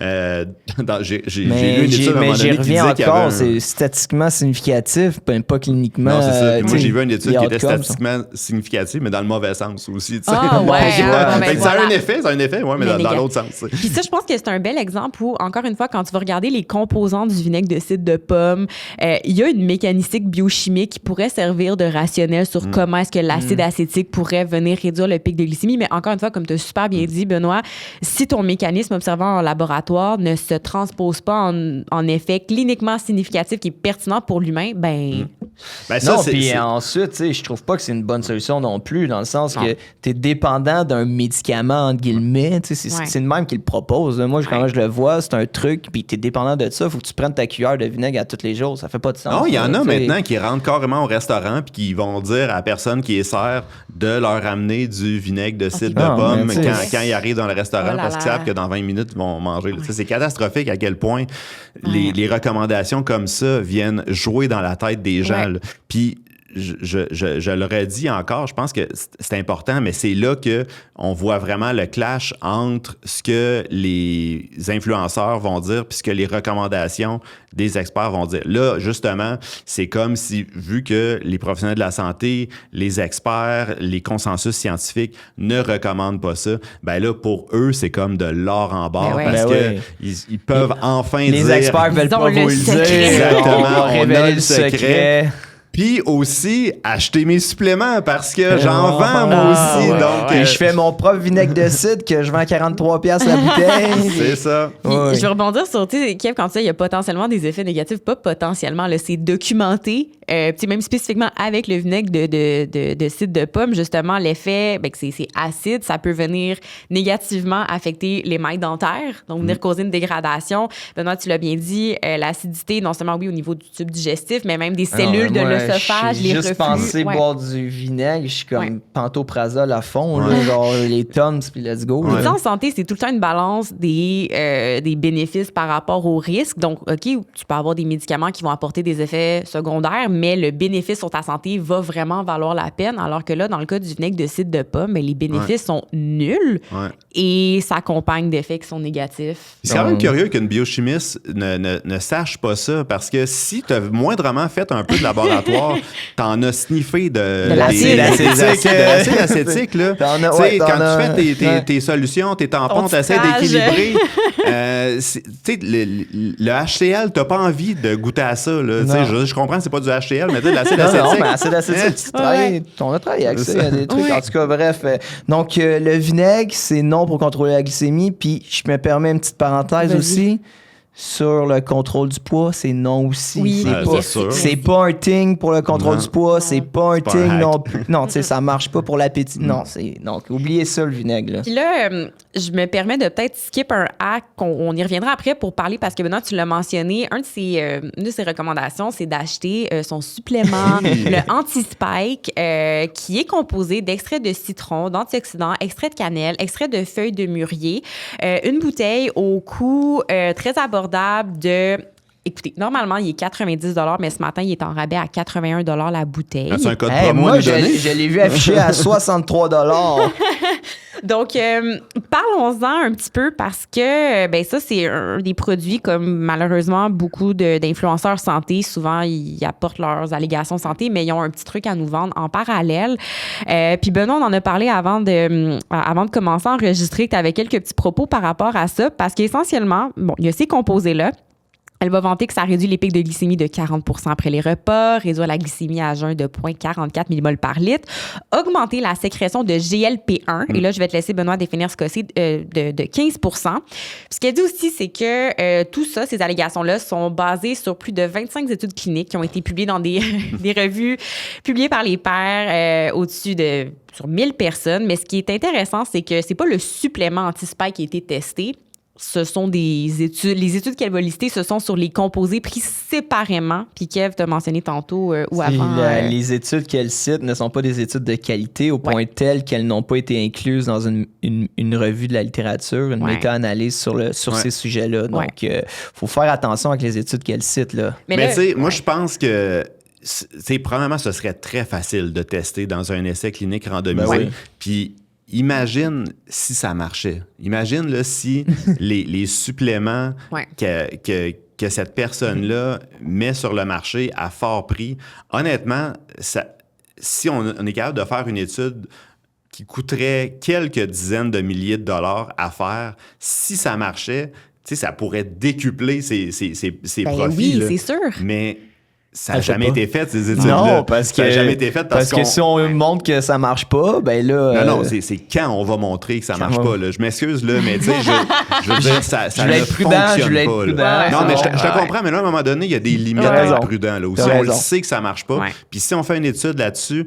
ça marchera pas non Ouais. plus. Là. Je veux dire, moi, Donc, on veut pas perdre des dizaines de milliers de dollars de fonds publics, Je la là. ferais, cette étude-là, pas de problème. Peut-être, oui, peut-être qu'il devrait y avoir des fonds publics qui investissent dans une étude comme ça, justement parce que c'est tellement devenu un phénomène Ouais. populaire, mondial, Ouais. que ça vaudrait peut-être la peine de la faire, l'étude scientifique qui démontre une fois pour toutes que ces produits-là ne fonctionnent pas. Puis tu me parlais de GLP-1, Myriam, parce que vas-y. c'est tellement intéressant. C'est quoi GLP-1? Ben, GLP-1, probablement, premièrement, c'est le Glucagon-like Peptide 1, c'est ça son petit nom. Puis on parle beaucoup de GLP-1 depuis qu'on parle d'Ozempic. Hein, après un repas, une des raisons pour laquelle on arrête de manger après un repas, ben, c'est parce qu'il y a des hormones qui sont sécrétées par notre intestin qui vont se rendre au cerveau, Qui nous disent, c'est assez. au cerveau, tu as assez mangé, tu vas pouvoir t'offrir jusqu'au prochain repas, probablement. Puis une de ces hormones-là, c'est GLP-1. Puis GLP-1 favorise la sécrétion d'insuline aussi par le pancréas. Donc, c'est une des raisons pour laquelle les compagnies pharmaceutiques ont développé des formules stabilisées, des analogues de GLP-1 ou des agonistes du récepteur GLP-1 pour justement contrôler le diabète de type 2. Donc, l'Ozempic, c'est essentiellement ce que ça fait. Donc, on s'injecte de l'Ozempic, puis notre pancréas sécrète plus d'insuline. D'ailleurs, c'est une des raisons. Selon ces gens-là, l'insuline devrait faire perdre du poids, mais tu injectes un médicament qui fait sécréter de l'insuline, puis tu perds du poids. Donc, ça, c'est une autre raison, comme je te disais tantôt, qu'il y a des données qui vont dans tous les sens. Mais bon, clairement, Ozempic a d'autres mécanismes d'action aussi, comme justement, il agit au niveau de l'hypothalamus dans notre cerveau pour nous dire que, on a assez mangé, puis on est capable de réguler notre glycémie. Puis là, il y a des doses de plus en plus élevées qui sont testées, puis les pertes de poids, puis tout ça. Mais ce qui nous intéresse dans ce cas-là, c'est sûr que Ozempic, puis il y en a plusieurs autres qui sont sur le marché maintenant, c'est des compagnies pharmaceutiques qui ont développé ces médicaments-là. Puis qu'ils ont testé dans des essais cliniques randomisés aussi. Mais eux, ce qu'ils démontrent, c'est que, surprise, leur composé ou leur supplément fait augmenter naturellement la sécrétion de GLP-1. Donc, ça devrait justement potentialiser l'action de l'insuline, puis ça devrait faire perdre du poids. Mais la réponse, c'est qu'on le sait que ça ne fonctionne pas. Puis, tu sais, je pense qu'il mentionne qu'il y a une augmentation de 15%. Oui, exactement. Mais ce qu'ils ne disent pas, par exemple, c'est que GLP-1, un coup que c'est sécrété dans notre circulation sanguine, ça a un temps de demi-vie de 1 à 2 minutes à peine. Okay. Donc, c'est dégradé par d'autres enzymes, des DPP4, etc. Donc, ça reste vraiment pas longtemps en circulation sanguine, alors que les médicaments qui sont sur le marché, il faut s'en injecter une fois par semaine parce que ça reste dans notre sang pendant presque une semaine. Là. Ouais. Donc, c'est intéressant de noter ça. Donc, si on voulait avoir des suppléments qui favorisent la sécrétion de GLP-1 pour que ça ait une activité thérapeutique, c'est pas de 15% qu'il faudrait l'augmenter, c'est de 40 000% qu'il faudrait l'augmenter. Fait que t'as beau dire que c'est correct, tu l'augmentes de 15%, mais probablement, c'est même pas démontré, ce 15%-là. Puis, c'est ça, c'est pas assez. Hey, Kev, ça me fait penser, dans notre formation Sciences Influence, on a une partie sur les chiffres. Ça serait un autre belle figure de cas pour montrer justement que augmentation de 15%, ça peut sembler wow, mais après, quand tu comprends la mécanistique au complet, puis dans le quotidien, non, c'est pas 15% qu'il faudrait pour que ce soit intéressant, c'est 40 000 oh! Mais tu sais, ce que je trouve, là, tu viens de le démontrer, tu m'as dit que tu as fait le calcul mathématique avant pour justement le shooter, donc je suis content que c'est fou. C'est béton, là, j'ai juste regardé combien il y avait de minutes dans une semaine, puis j'ai fait une règle de 3. Là. Mais 40 000! Gros calcul scientifique. Mais c'est ça, ça me fascine parce que c'est pas démontré ces affirmations-là. Moi, c'est ça qui me fascine avec les suppléments à chaque fois. Puis il y a plein de gens qui se retrouvent, ils ont 30 ans, sont en parfaite santé, ils dorment bien, ils bougent, ils mangent bien. Puis à chaque matin, ils ont un pilier devant eux de suppléments X, Y, Z, puis ils attribuent leur santé à ce pilier-là. Voyons, franchement, tu sais. Non, c'est sûr que ça marche pas. Ça en fait partie, ces choses-là. C'est pas régulé, il n'y a pas d'études cliniques qui backent ça. C'est extrêmement lucratif là, d'aller à l'encontre du consensus scientifique. Là.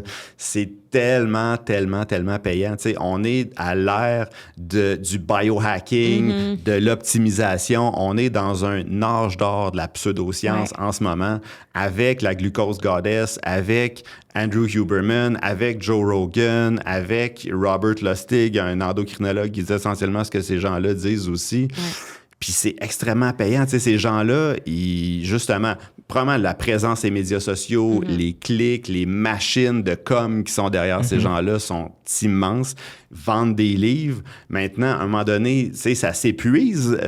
Donc, il faut qu'ils engrangent la machine. Donc, vendre des suppléments, maintenant vendre des formations. Ces formations à la Glucose Goddess, c'est 2500 €. Euros, en fait, fois 1,5 pour avoir le... Donc, c'est quoi, 4000 $$ canadiens que ça se vend, ces formations-là? Puis elle en vend beaucoup. Ces formations, tu sais, c'est le gros bon sens que nous, les nutritionnistes, on, tu sais, je veux dire, payer 2500 € pour aller te faire dire d'ajouter des légumineuses à tes repas, je m'excuse... J'ai pas osé payer pour aller Non, voir. Je sais pas c'est quoi le contenu de la formation, mais donc t'sais, on va s'abstenir Ça, de c'est sans commenter. compter mais- aussi toutes les influences de l'industrie Ouais. qui sont derrière elle, puis derrière ces gens-là aussi, Ben oui, qui sont très obscurs aussi, là, mais tu sais, Ouais. ces gens-là sont multimillionnaires, puis Ben oui, c'est c'est sûr. c'est pas très surprenant. Puis, tu sais, je comprends les gens de vouloir, justement, on est dans cette ère de l'optimisation, de vouloir prendre soin de leur santé, d'essayer d'aller chercher tout ce qu'ils ont à leur contrôle pour l'améliorer, puis c'est totalement à leur honneur, mais des fois, de, tu sais, remettre un peu en perspective, au lieu d'aller acheter la bouteille de supplément qui n'a pas d'évidence scientifique à 90 90 ça peut être le coût d'un suivi en nutrition, d'un rendez-vous avec un kinésiologue, avec un physiothérapeute pour aller corriger le bobo au genou. Tu sais, C'est juste que le supplément, il est sexy. C'est une Je solution sais, simple à un je problème sais. complexe. Je sais. Puis les gens, tu sais, quand ils cherchent des solutions à leurs problèmes, puis là, tu as quelqu'un qui te présente quelque chose qui te conforte dans tes croyances, dans qu'est-ce que tu veux, c'est sûr que c'est attrayant. Tu sais, Ah ouais. il Non, est mais là si le tu veux te problème. faire Mais des amis, là, je suis deviens d'accord, pas hein, scientifique. ton truc est là. Moi, je Je le pense sais. qu'il faut que tu ailles consulter les vrais experts, là, puis pas des experts égarés. Là, tu sais, ceux qui sont les plus vocaux, là, généralement, là, Ouais. puis qui crient au loup, sont dangereux, ces personnes-là. Mais oui. Mettons qu'on revient à un autre hack qui nous qui nous Vas-y, enflamme. vas-y. Moi, celui-là m'enflamme beaucoup. Mais elle suggère de bouger après les repas. Ça, c'en a un autre, tu sais, qui est... oui, bouger, c'est comme le meilleur médicament pour plein... Elle a découvert l'activité physique, c'est quand même, là. C'est incroyable, hein?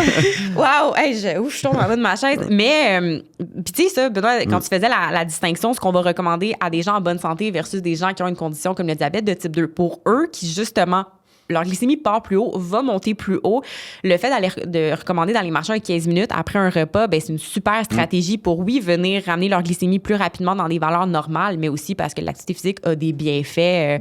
Je veux dire, on pourrait les énumérer pendant une heure. Là, donc, Ouais, c'est juste un bon réflexe à avoir. Oui. Tant qu'à moi de marcher après le repas, là. mais, tu sais, l'autre bord où il faut faire attention, c'est là où ça peut devenir obsessif et culpabilisant que, pour une raison XY, que j'ai les enfants. J'ai mangé du gâteau, je vais aller courir un 21. Là. Ouais, genre l'espèce de il faut y aller. Moi, c'est ça où j'ai du mal, où je pense à Benoît, t'as des enfants, disons que t'as fini de souper, puis là, t'es petite, faut faire les devoirs, faut faire la vaisselle, tu vas te taper sa tête parce qu'il y a des soirs où tu peux pas sortir marcher. Ben, si je le faisais, je me taperais sa tête la plupart des journées de ma vie, là, c'est sûr. Là, Ouais. on essaie de le faire. Là, pour nous, faire du sport avec nos enfants, c'est vraiment une belle activité familiale qu'on fait, puis on y prend plaisir à le faire. Ouais. Puis on le fait pas parce qu'on veut diminuer notre pic glycémique après souper. Là. On y va parce qu'on veut passer du bon temps Exactement. en famille. Puis moi, je vais au gym, je veux dire, 2, 3, 4 fois par semaine, dépendamment des rushs au travail qu'on peut avoir.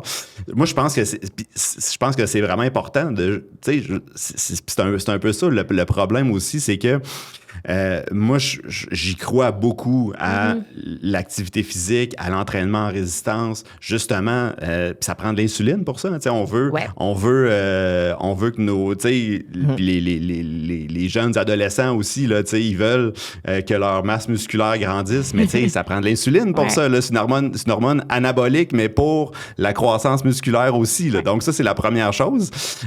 Deuxième chose, c'est ça que je trouve plate, moi, c'est que, tu sais, je veux dire, faire de l'activité physique, c'est comme une recommandation universelle. Moi, je connais peu de professionnels de la santé qui disent que c'est pas une bonne idée. Il y en a dans des coins un peu plus obscurs du web, là, dans lequel on ira peut-être dans un autre épisode.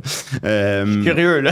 Mais, J'étais comme là, ça, c'est le De bout quoi du il bout. parle? non, Le dark web? Ben oui, non, mais c'est parce qu'il y en a qui disent que justement la marche, c'est pas de l'activité physique, puis ça peut être contre-productif, puis bon. Ce genre de discours-là, c'est ça. Mais je veux dire, c'est fantastique. Je veux dire, oubliez les suppléments, oubliez les formules anti-spike, oubliez les moniteurs de glucose en continu. Si on veut vraiment prévenir le diabète de type 2, si on est en situation d'insulinorésistance, le meilleur médicament ou la meilleure approche, c'est d'être actif au quotidien. Là.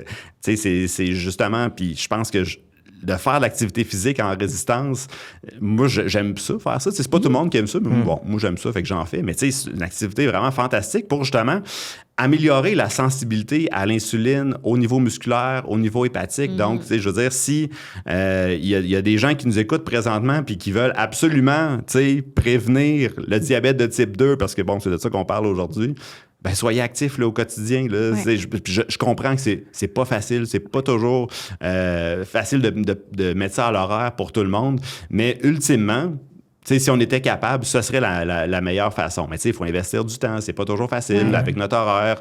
Je comprends, c'est pas tout le monde qui a les moyens financiers de le faire. Hein, même si on dit que l'activité physique, ça coûte rien, là, ben, justement, quand tu es une femme monoparentale, tu as 3 enfants, tu as 2 jobs, ben, c'est difficile de faire de l'activité physique. Là, donc, les structures sociales sont pas tout le temps comme idéales non plus pour favoriser l'activité physique au quotidien. Là, ben non, je veux dire, on a bâti notre aménagement urbain pour mettre le plus de freins possible à l'activité physique. Donc, faut vraiment pas s'en surprendre qu'on a les résultats qu'on a aujourd'hui, justement, avec la montée de la progression du prédiabète puis du diabète de type 2.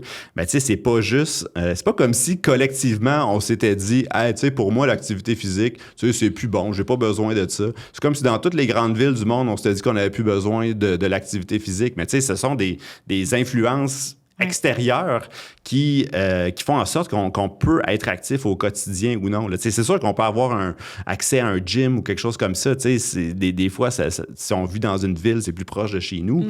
Mais ultimement, comme on mentionnait tantôt, c'est pas tout le monde qui a le temps de le faire, mais... Je veux dire, on en fait tous des déplacements dans une journée, là, puis on a mis tellement de freins dans l'aménagement urbain au déplacement actif qu'on n'est même plus capable d'avoir un minimum d'activité physique pour justement prévenir ces maladies-là. Là. Donc, tu sais, nos structures sociales ont un rôle hyper important à jouer. Puis on dirait qu'on commence à peine à s'en rendre compte, mais on fait aucune action au niveau plus global pour justement rendre possible les déplacements actifs. Puis ça c'est le scandale. Là, tant qu'à moi, là, je veux dire, oui, bon, il y a du monde qui dit un peu n'importe quoi. Mais collectivement, là, les gens qui réfléchissent à cette question-là, ben, je pense que c'est un consensus scientifique, ça aussi. Là, donc, c'est ça. Les choix sont modulés par des facteurs extérieurs à nous très souvent. Tu as bien beau avoir la motivation pour le faire, peut-être le temps parfois. C'est pas tout le monde qui a du temps. Mais si t'as pas les terrains de soccer à proximité sécuritaires, éclairés le soir ou whatever, ça marche pas. Moi, il y a un truc au niveau de la structure. Mon copain est kinésiologue, puis à son travail, ça, c'est une des choses que je trouve merveilleuse. Puis bon, oui, c'est son métier, mais bon, il a son heure de lunch et il est payé 1 heure dans sa journée pour s'entraîner. Wow. Ouais, ça, c'est cool. Je trouve ça merveilleux. Puis je me dis, si les entreprises, tu sais, au niveau de la santé publique, puis bon, OK, peut-être payer 1 heure, c'est peut-être pas réaliste dans tous les contextes, mais je sais pas là, que les gens aient accès à des bureaux montants pour réduire le temps assis. Je veux dire, quand tu mets en place un environnement qui favorise l'adoption de ces habitudes-là, c'est tellement plus facile. Oui, puis il y a l'activité physique, mais il n'y a pas juste l'activité physique non plus. Là, je veux dire, c'est pas tout le monde probablement qui aime ça en faire, mais des fois, pour certaines personnes, ce qui va être bon pour la santé mentale, ça va être de consommer des produits culturels, par exemple. Je veux dire, mais on n'a plus le temps de faire ça. Là, c'est ça qui est... C'est ça qui est un peu dramatique, justement, dans la société qu'on s'est créée. Ben, on a de moins en moins de temps pour puis de moins en moins d'énergie aussi. Puis c'est pas à cause des pics glycémiques qu'on a plus de temps et d'énergie pour consommer, pour faire du sport, consommer des produits culturels. Tu sais, ça fait partie, justement, de ce qu'on appelle de plus en plus la santé durable. Tu sais, pour justement se sortir de l'optimisation, puis tout ça, puis au contraire, prendre un pas de recul, puis de se poser la question, tu sais, est-ce que j'ai besoin de travailler autant? Est-ce que j'ai besoin de toujours en faire plus? Est-ce que j'ai besoin de passer autant de temps avant de mon iPad? Donc, tu sais, loin de moi l'idée de blâmer les gens de faire ça, parce que des fois, quand tu arrives d'une journée, tu sais, moi, le premier, seule chose que tu veux faire, c'est ouvrir TikTok, puis là, quand tu ouvres TikTok, ben là, t'as toutes sortes de drôles d'influenceurs qui viennent te dire toutes sortes de choses. Mais tu sais, je vous écoute parler, puis je pense qu'il y a une chose pour moi qui se ressort. On a tellement des chevaux de bataille plus importants, des chantiers qui méritent plus notre attention pour la société, pour notre santé collective, que réduire les maudits pics de glycémie avec des... Tu sais, je veux dire... Ben, ça, je suis tellement d'accord avec toi, Myriam. Tu sais, moi, je veux dire, je suis comme chercheur. Je considère qu'on fait des choses vraiment intéressantes dans notre laboratoire, qu'on découvre, là, tu sais, il y a une révolution présentement en génomique, on découvre des nouvelles affaires. On se rend compte que l'ADN, c'est pas mal plus compliqué que ce qu'on avait pensé quand on a fait le séquençage du génome humain des années 2000. Mais moi, j'aimerais ça être ici pour parler de ça, là. Mais tu sais... Je suis ici pour dire aux gens de manger des fruits puis des légumes, puis je suis ici pour dire aux gens de consommer des fibres pour être en meilleure santé. Là. Je trouve qu'on progresse pas beaucoup. On a le pouvoir de progresser. J'aimerais ça parler de tout ce que l'intelligence artificielle peut nous amener comme développement social, scientifique. Mais je veux dire, c'est pas de ça qu'on parle aujourd'hui. Là, on est ici parce qu'il y a de la désinformation, puis il faut toujours revenir puis d'éduquer, puis c'est cyclique aussi, tu sais, comme on le disait tantôt. Les diètes faibles en glucides, ça existe depuis des centaines d'années, puis ça revient, ça part, il y a un autre mode qui revient. J'ai vraiment pas l'impression qu'on avance, alors que, tu sais, dans les labos, on avance, puis ça serait le fun d'en parler une fois de temps en temps aussi. Ça, je suis entièrement d'accord, mais ça, on pourrait en faire tout un autre épisode aussi. On pourrait repenser le monde au complet. Tu as touché à des points de santé publique qui sont très chers dans mon cœur, mais bon. Et là, parlant de santé publique, pour finir le dernier acte, puis ça, je pense que pour Kev, il y a quand même une composante qui est assez intéressante de ce côté-là. La dernière chose qu'elle suggère, et ce, pour tout le monde, ça, je tiens à le préciser, pour tout le monde en santé, suivre sa glycémie avec un capteur de glycémie en continu. Donc, ça pas de maudit bon sens. Donc, en gros, comment ça marche? C'est un petit appareil avec une aiguille qui est implantée souvent dans le bras. Puis l'aiguille va permettre justement de mesurer la glycémie avec le liquide interstitiel. De nos jours, il y en a des super avancés pour les gens qui ont le diabète de type 1, type 2. C'est fabuleux. Genre, tu scannes avec ton téléphone, clac, ça te donne ta glycémie.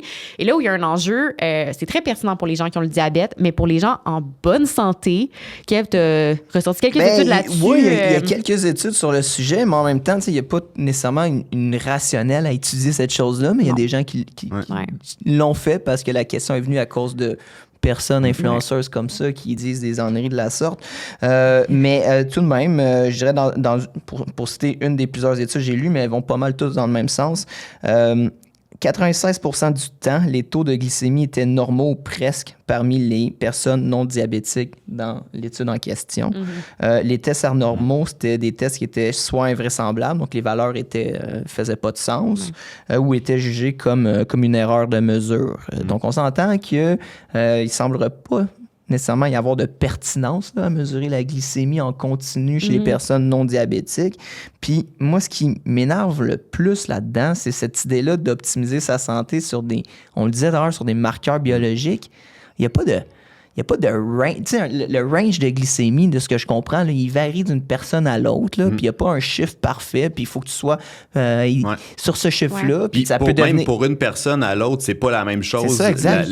D'une journée à l'autre, d'un aliment à l'autre. Ça peut devenir obsessif. Tu sais, puis donc, sur ce truc-là, il n'y a vraiment rien qui supporte l'idée. Il y a des gens qui avancent certains bénéfices, mais il y a des études qui vont devoir se faire là, pour étudier l'utilisation de cette chose-là chez les personnes non diabétiques, parce que pour l'instant, j'en vois pas l'enjeu majeur, c'est que le fait que ce soit devenu aussi populaire chez les personnes en bonne santé, que tout le monde se garoche là-dessus, c'est que les gens qui en ont réellement besoin, c'est les gens qui souffrent de diabète de type 1 et type 2. Puis l'arrivée des capteurs de glycémie en continu, ça a révolutionné la gestion du diabète parce qu'autrefois, les gens devaient se piquer tous les jours. Les doigts des... c'est pas le fun de se piquer les doigts quand on est diabétique. Non, leurs doigts étaient... Donc là, maintenant, je veux dire, ils l'ont en permanence sur eux. Puis maintenant, il y en a qui sont super intelligents, qui vont même administrer automatiquement la dose d'insuline qu'ils ont besoin.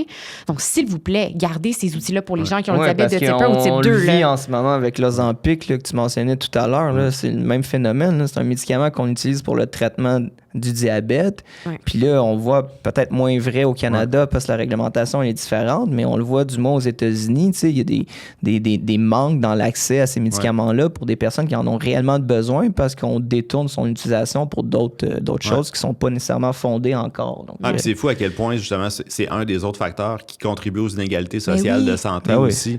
Parce que, justement, il y a des gens qui peuvent se payer des devices, qui peuvent se payer des médicaments, qui vont être en meilleure santé, puis ben, les autres, qui ont, parce qu'il y a toujours des freins à l'adoption de ces médicaments-là, parce que ça coûte quand même de l'argent.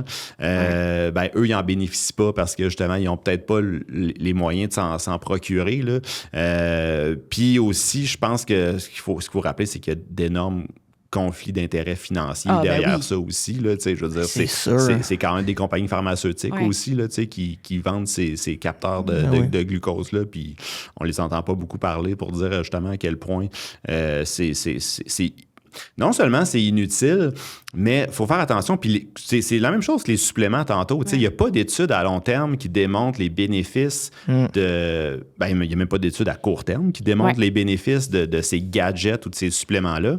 Mais quand on fait des études cliniques, on veut faire des études à long terme justement pour être capable de faire la démonstration que s'il y a des bénéfices, ben les bénéfices, au moins, sont plus importants que les conséquences de ces suppléments ou de ces devices-là, parce que, ben Kevin, tu l'as mentionné, là, je veux dire, l'obsession, l'effet de justement monitorer son glucose pour soi-disant optimiser son alimentation, alors que c'est tellement variable d'un individu à l'autre, d'un aliment à l'autre. Dépendamment de la journée, tu peux avoir des résultats qui sont complètement différents.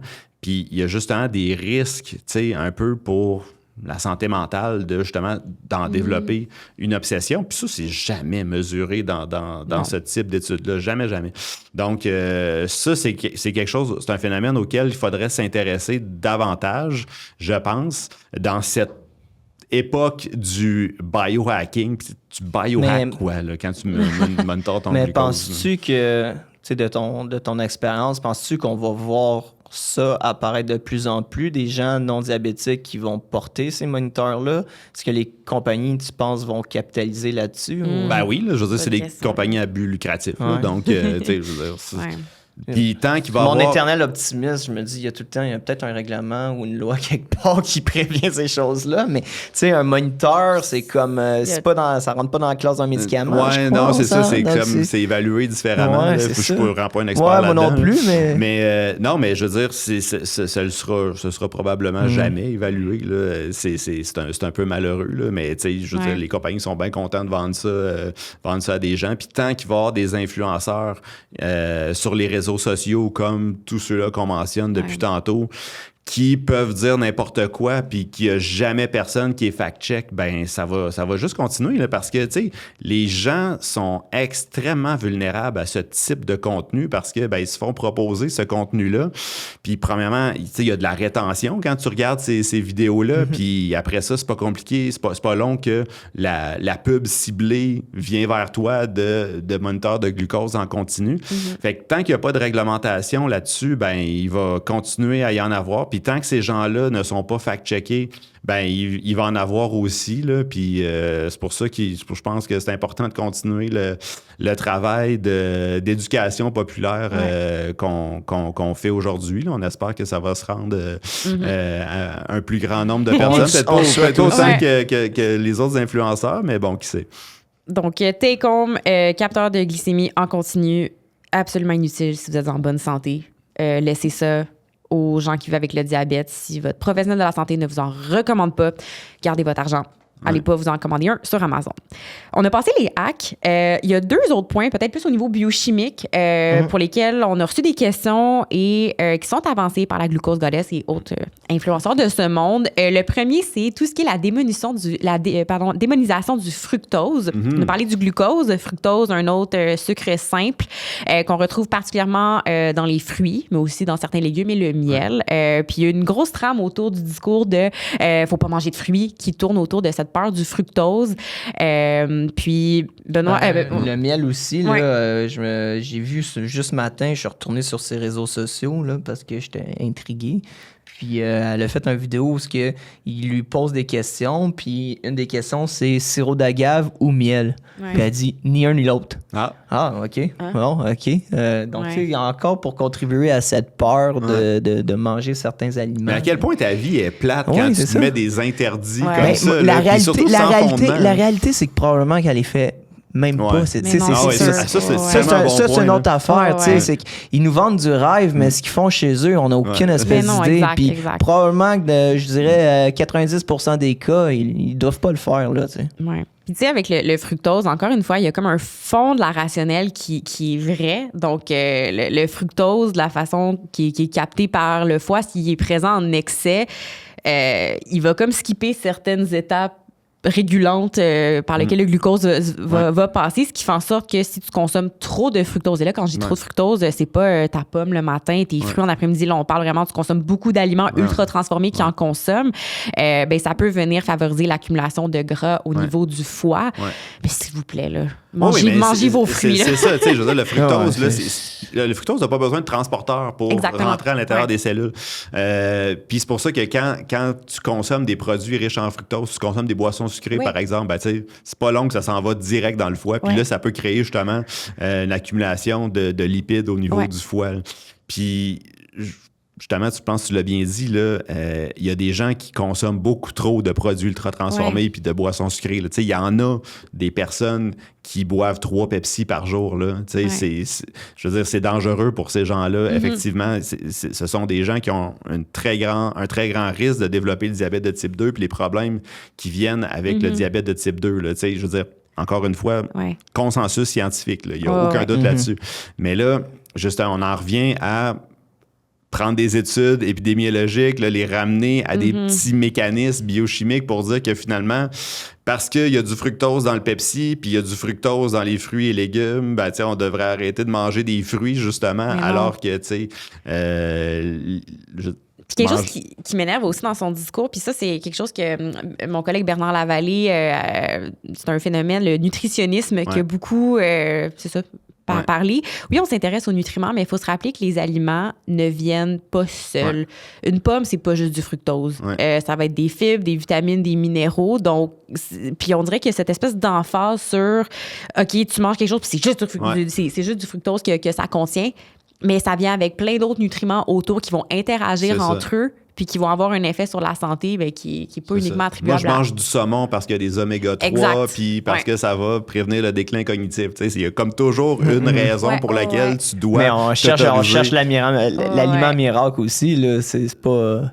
Ben oui. Les gens veulent savoir qu'est-ce qui est bon, qu'est-ce qui est mauvais. Puis ben, c'est que chaque, justement, oui, tu as le nutritionniste, le santéisme aussi, que tu sais, chaque. Tu sais, pour moi, c'est, je veux dire, comme chercheur, comme épidémiologiste, je suis comme un peu payé pour faire la promotion de la santé au Québec. Là. Mais je vais être le premier à dire que, justement, dans certains cas, ça peut devenir une obsession, puis une obsession malsaine. Là, parce que quand on parle de santé durable, ben, oui, on parle de santé physique, de santé métabolique, disons-le comme ça.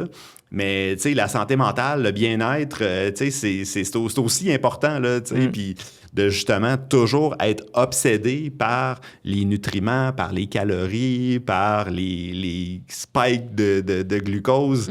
Ben, overall, pour la santé, c'est pas l'idéal. Là, même si tu peux en tirer certains bénéfices microscopiques au niveau métabolique, quand tu regardes overall, c'est peut-être pas l'idéal.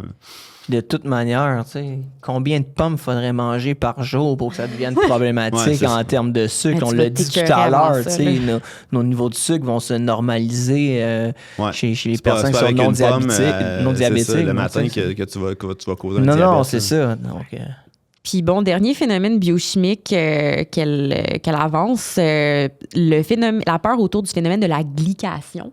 Oh oui. Donc, la glycation non enzymatique, puis là, les deux biochimistes à la table, corrigez-moi si je me trompe, mais en fait, c'est la formation de complexes entre le glucose et les résidus de lysine, qui est un acide aminé sur les protéines, ce qui crée des espèces de dysfonctions au niveau structurel et fonctionnel. Puis, la glucose goddess, ce qu'elle avance, c'est que lorsqu'on a un pic de glycémie, ça vient causer de la glycation. Ouais. Puis là, dans la littérature, ce que je disais, en fait, c'est un phénomène qui va tous se produire chez nous avec l'âge et et qui va être aggravé en présence d'hyperglycémie chronique, de diabète, de défaillance rénale et d'inflammation chronique. Mais c'est pas quelque chose qui se produit spontanément après que tu aies pris une poignée de jujube. Ben, je veux dire, c'est un phénomène qui est important, la glycation, même d'ailleurs pour faire le diagnostic du diabète de type 2, on va mesurer l'hémoglobine glyquée. Donc, c'est un processus de glycation. Donc, effectivement, plus les concentrations de glucose dans le sang sont élevées pendant plusieurs semaines, plusieurs mois, plusieurs années, ben, plus ton hémoglobine dans le sang va avoir justement ce processus de glycation. Puis c'est quelque chose qu'on peut mesurer biochimiquement. Puis c'est un marqueur vraiment intéressant. Puis c'est vraiment drôle parce que justement, elle met beaucoup l'emphase sur les pics de glycémie, mais ce qu'on recommande de plus en plus, c'est de mesurer les concentrations d'hémoglobine glyquée qui vont donner vraiment une meilleure estimation du contrôle glycémique sur une longue période. On suggère on suggère essentiellement qu'une mesure d'hémoglobine glyquée, ça nous donne une idée de notre taux de glucose sur les 3 derniers mois. Donc, justement, ça évite ces fluctuations-là naturelles qui peuvent arriver dans les cas de diabète de type 2. Puis, ben, justement, on se donne une cible de vouloir diminuer l'hémoglobine glyquée pour justement contrôler notre diabète. Donc, jusque-là, tu sais, ça va bien. Là. Mais là, on parle de glycation d'autres protéines, ce qui est un phénomène qui arrive avec l'âge. C'est un phénomène qui arrive plus fréquemment chez les personnes qui sont en situation de résistance à l'insuline, de diabète de type 2. Du moins, on pense. C'est quand même quelque chose qui est très difficile à mesurer. C'est quelque chose qu'on ne connaît pas beaucoup. Exactement. Puis, je suis pas sûr qu'on peut dire que ce sont les pics glycémiques ou les pics d'insuline qui vont causer ce phénomène de glycation-là. En tout cas, moi, j'ai vraiment pas vu d'études cliniques là-dessus. Donc, souvent, c'est quelque chose qu'on sort un peu de notre chapeau pour dire, pour renforcer notre trame narrative, justement, puis pour faire peur aux gens, vraiment, là, tu sais, puis, je veux dire, si on est keto, puis on mange pas de glucides, puis on n'a pas de pic glycémique, ben, est-ce qu'il y a de la glycation quand même? Une chose est sûre, c'est qu'on meurt autant, par exemple. Ben qu'on soit keto, même peut-être qu'on meurt plus, là, selon certaines études. Donc, at the end of the day, tu sais, la glycation, c'est vraiment important? Ben non, tu sais, c'est comme les pics de glucose. C'est une autre patente inventée qui sert à rien. Puis, parlant de keto, ça, j'ai envie qu'on prenne peut-être 2 minutes pour que tu nous parles de ça. Souvent, les personnalités qui ont des discours très anti-glucides ont aussi un discours un peu plus négationniste autour de tout ce qui tourne, les gras saturés, le cholestérol et l'effet cardiovasculaire. Puis, hier, tu nous as envoyé 2 études qui datent, en fait, qui ont été faites ici à Québec. Puis je trouve que ça ramène un peu la même idée où est-ce que là, on met tellement l'emphase sur un petit détail qu'on vient à oublier des vrais marqueurs de santé qui, on sait très bien, sont associés à la mortalité. Donc, veux-tu nous en parler un peu? Ben oui, parce que c'est dans la trame narrative de ces gens-là que c'est l'insuline qui cause des maladies cardiovasculaires et non pas le cholestérol. Donc, tout ce qu'on vous a dit depuis les 100 dernières années sur le cholestérol, c'est faux, même si c'est un consensus scientifique qui est largement établi. Tu sais, moi, je m'intéresse beaucoup à ça, au cholestérol, dans le cadre de mes recherches. Je m'intéresse à ça parce que les données qu'on a générées me mènent vers ça. Parce qu'on s'intéresse justement aux gènes qui régulent notre espérance de vie, qui régulent les maladies cardiovasculaires. Puis à chaque fois qu'on fait une étude là-dessus, on revient, c'est plate à dire, mais on revient toujours au maudit cholestérol.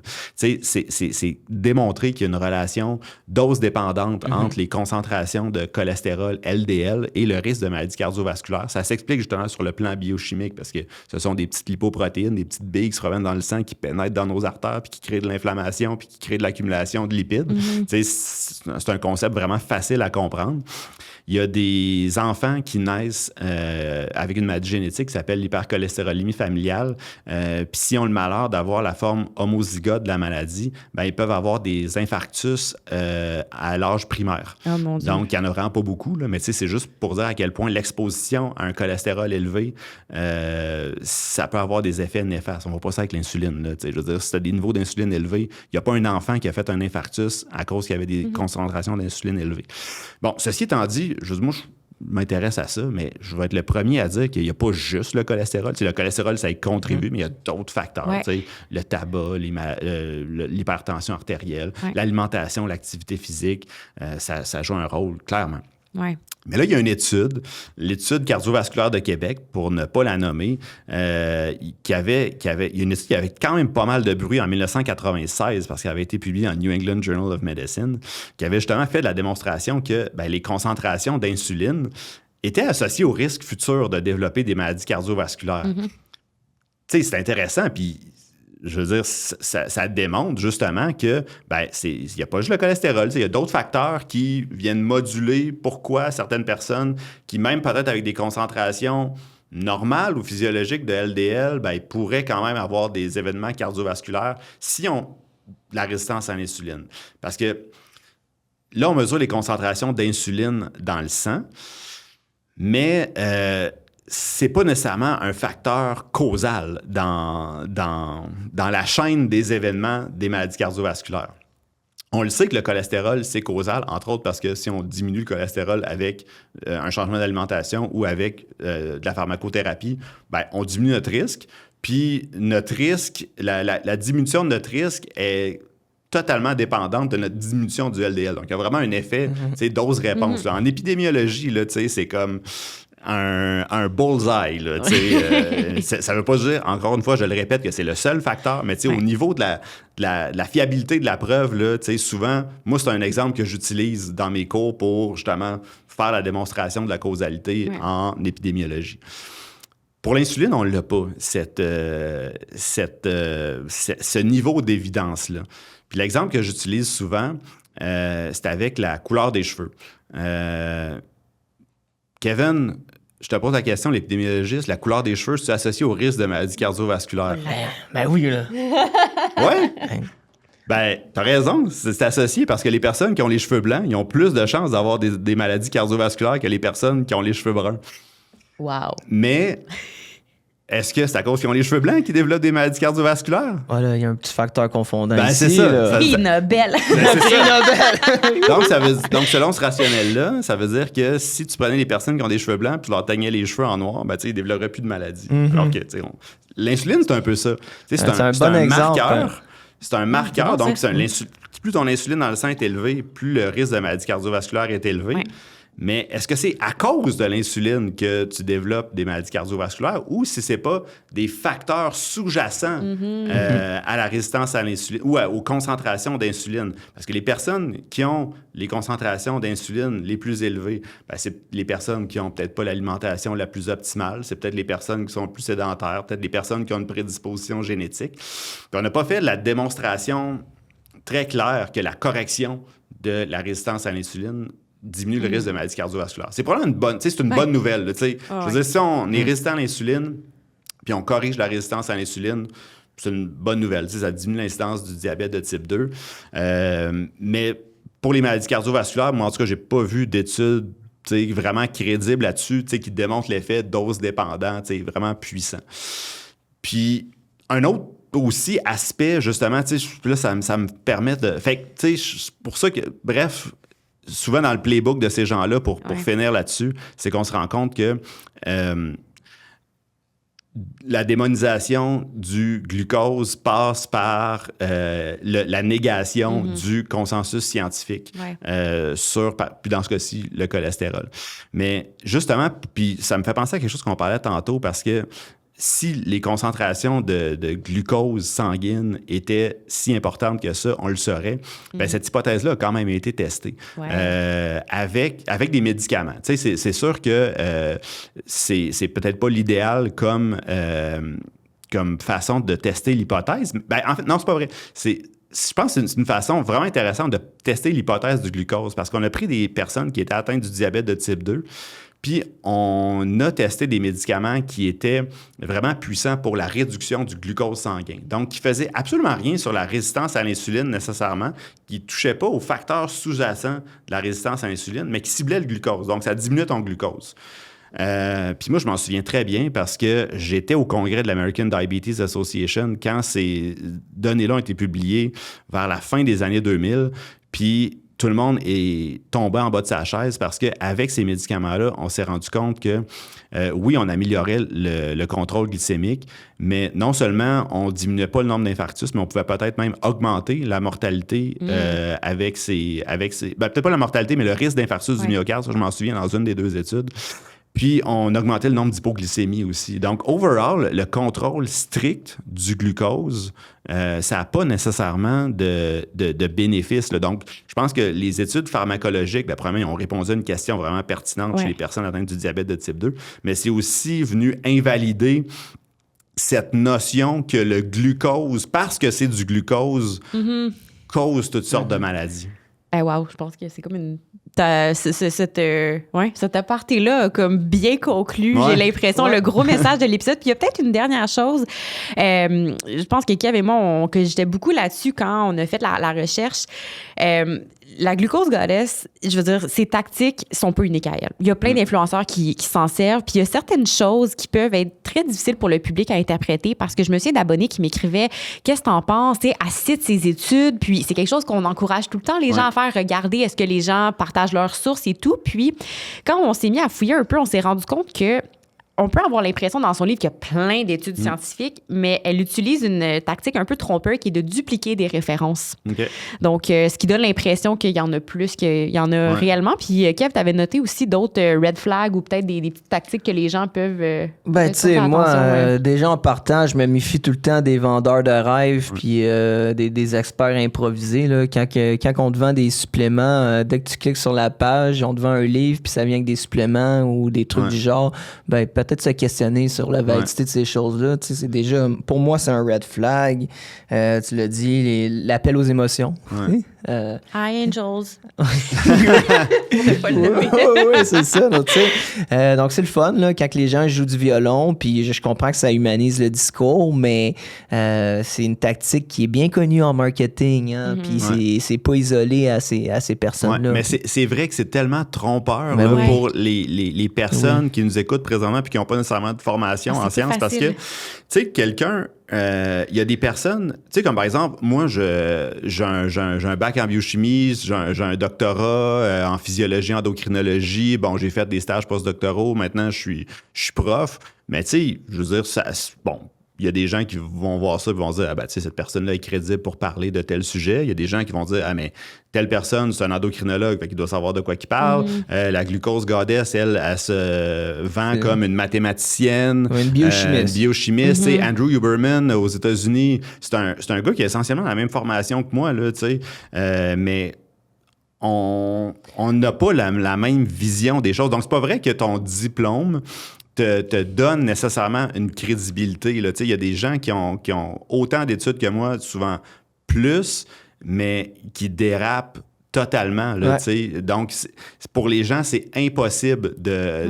Puis moi, les raisons sont multiples. Là, ça peut être des intentions malhonnêtes, mais des fois aussi, ça peut juste être des croyances ou whatever. Là, personnel. C'est ça. Moi, je cite des études, mais ces gens-là citent des études aussi. Je veux dire, les études qu'ils citent sont peut-être pas au même niveau de la pyramide des évidences scientifiques, mais comment tu fais pour expliquer ça? Comment tu fais quand tu es dans le grand public pour savoir, mais cette personne-là a cité 300 études, mais moi, je t'en cite une. Je veux dire, la personne qui en cite 300 est peut-être meilleure que la personne qui en cite une. Donc, je trouve ça tellement dommage que, justement, il n'y ait pas de façon, outre que de s'intéresser vraiment à la chose. Puis je pense qu'en bout de ligne, ce à quoi on devrait s'intéresser, quand on n'est pas dans le domaine, c'est le consensus scientifique. Là. Je veux dire, moi, je suis pas dans le domaine des changements climatiques. Là. Je vais quand même croire le consensus scientifique sur le sujet, que ce soit dans n'importe quelle discipline.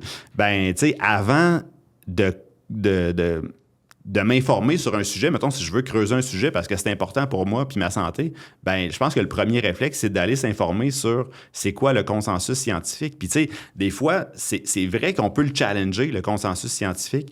Moi, dans certains aspects de ma profession, je le challenge, le consensus scientifique, notamment sur l'effet du poids sur la santé. Tu sais, moi, c'est un de mes chevals de bataille, là, tu sais, je trouve que en mesurant toujours l'indice de masse corporelle des gens puis en basant des recommandations sur l'indice de masse corporelle, ben, je pense qu'on crée davantage de conséquences négatives sur la santé des gens que de bénéfices. Mais ça, c'est pas un consensus scientifique. C'est un peu contraire au consensus scientifique. Donc, c'est correct de le challenger, le consensus scientifique, mais je veux dire, je suis quand même dans le domaine, là, puis, tu sais, je veux dire, je vais tenir mes positions, puis je vais en débattre avec des gens qui font partie du consensus scientifique que je respecte énormément. Mais là, de prendre le consensus scientifique puis de dire que, tu sais, finalement, les scientifiques vous mentent depuis 100 ans là-dessus, puis, tu sais, écoutez-moi avec mes petites vidéos YouTube, je vais vous le dire. Je dirais, tu sais, écoutez notre chaîne YouTube à la place, les voix métaboliques. Mais, tu sais, en même temps, je veux dire, comment quelqu'un peut savoir, la chaîne YouTube de cette personne-là, qui a moins de views est meilleure que l'autre. C'est tout qu'un enjeu. Mais tu sais, je pense que le mot d'ordre, c'est le gros bon sens aussi. Il n'est pas tout le temps évident à discerner, mais tu sais, quand il y a des gens qui nous vendent des solutions simples à des problèmes complexes, tu sais, le gros bon sens, en plus, ça fait gagner des élections, en plus. Non, on se tentera pas ça. C'est ça. Mais c'est vrai, mais le gros bon sens, c'est pas payant. Non. À part politiquement. Ouais. Pour terminer, Kev et moi, on a toujours la petite tradition où est-ce qu'on fait un tour de table où chacun d'entre nous, nous, Kev et moi, comme animateurs, on partage nos grands take-homes, ce qu'on a retenu de l'épisode. Puis toi, Benoît, on t'invite à réfléchir à peut-être un ou deux messages clés que tu aimerais que les auditeurs retiennent. Kev, à chaque épisode, tu disais, là, j'ai découvert, j'ai des problèmes. Est-ce que là, cet épisode-ci, ça va? Je pense que je vais arrêter de boire du vinaigre. Attends, tu faisais déjà ça? Ben non. J'espère, mon Dieu. Je me dis, on peut plus être des amis. Ma blague a mal passé.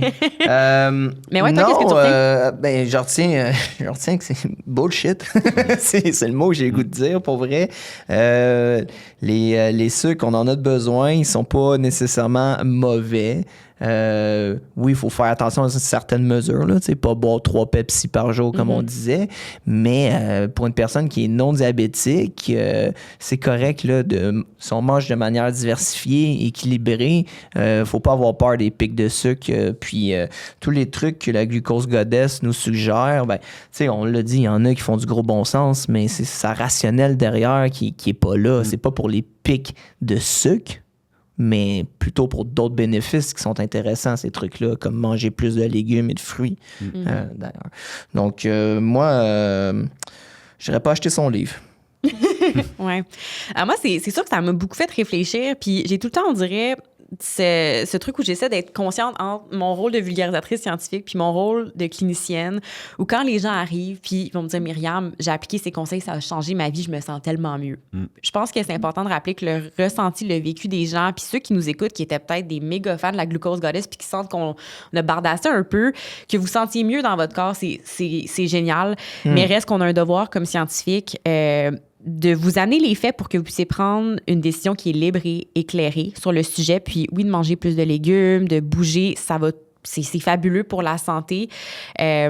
Mais les pics de glycémie, c'est pas ça qui est responsable de tous les maux. Puis ça se peut que les améliorations que vous ayez vues soient causées par d'autres changements collatéraux, des effets bénéfiques qui sont arrivés. Donc, non, je pense que ce que je retiens de l'épisode, c'est vraiment c'est ça. Les pics de glycémie, c'est pas le nerf de la guerre principal, mais qu'en même temps... On devrait se concentrer sur d'autres affaires. Il y a d'autres affaires, mais le storytelling très, très... c'est ça, très convaincant. Je pense que comme scientifique, il faut être à l'affût puis de comprendre parfois d'où vient l'aspect attrayant des discours de ces gens-là.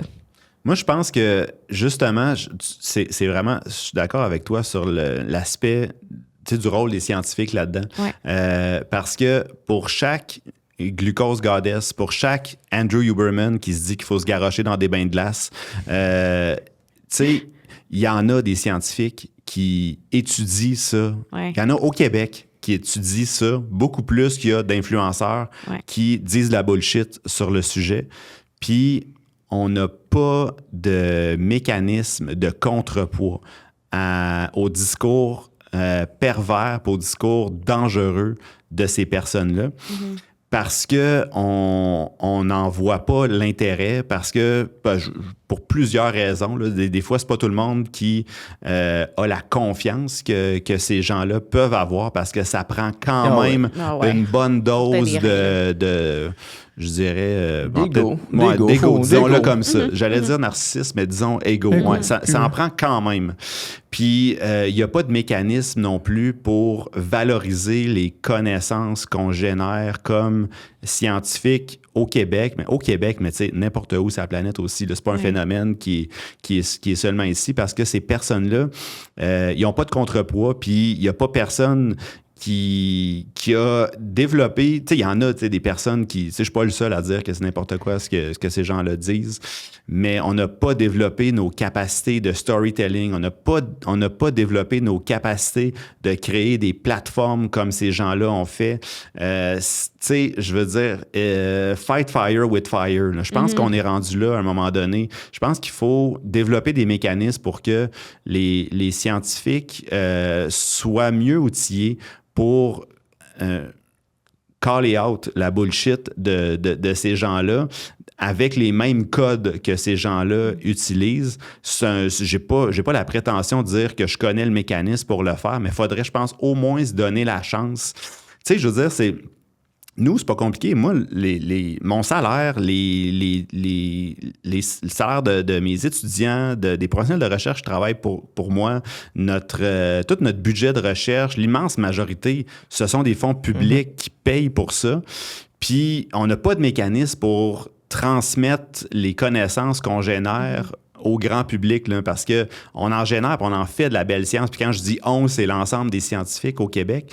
Puis je pense qu'on erre vraiment, puis il est temps que ça change, puis je pense que ça va changer aussi, mais on a tout qu'un défi devant nous parce que la santé de la population est en jeu aussi. Tu sais, je veux dire, il n'y a jamais eu autant d'influenceurs santé, puis on n'a jamais été autant malade comme société aussi qu'aujourd'hui. Là. Donc, c'est dur. On voit une corrélation. J'aimerais ça faire une causalité ici. Ben, quand je suis capable d'en faire du storytelling, moi aussi. Hein? Ça marche.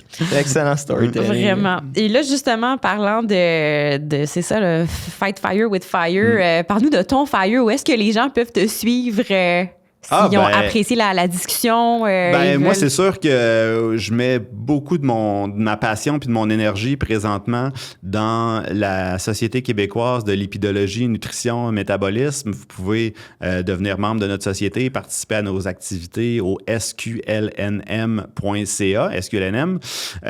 Puis justement, avec la SQLNM, on a parti une chaîne YouTube qui s'appelle Les Voies métaboliques que j'anime depuis quelques mois déjà. Donc, vous pouvez vous abonner, partager nos contenus, c'est toujours le fun. Puis je pense qu'il y a quand même beaucoup de stock pour le grand public là-dedans, là. Même, tu sais, c'est quand même des profs d'université qui parlent. Puis, tu sais, je le réfère à des clients, hein, je te l'ai dit. Ah, ben c'est fantastique. Je suis tellement content d'entendre ça. Puis, ben aussi, tu sais, Instagram, puis Twitter, Facebook, TikTok, sur toutes ces plateformes. Tu as des chroniques souvent à moteur de recherche. J'ai des chroniques à moteur de recherche une fois par mois aussi à Radio-Canada avec Mathieu Dugal. Que je fais depuis 5 ans déjà maintenant. Là, donc, mais il y a un moteur de recherche qui est disponible sur Internet en quelque part. Si vous tapez moteur de recherche, vous allez le trouver. Vous pouvez trouver toutes mes chroniques des 5 dernières années là-dessus. C'est génial. Professeur Benoît Arsenault, merci énormément de t'être déplacé pour la super discussion. Je pense que c'était hyper enrichissant. On a répondu à plein de questions, soulevé des belles réflexions. Puis, ça fut vraiment un plaisir. Ben, ça fait super plaisir d'être ici, puis bravo pour votre initiative aussi. Je supporte cela à 100%, donc merci de l'invitation. Merci Rémi. Bonne journée.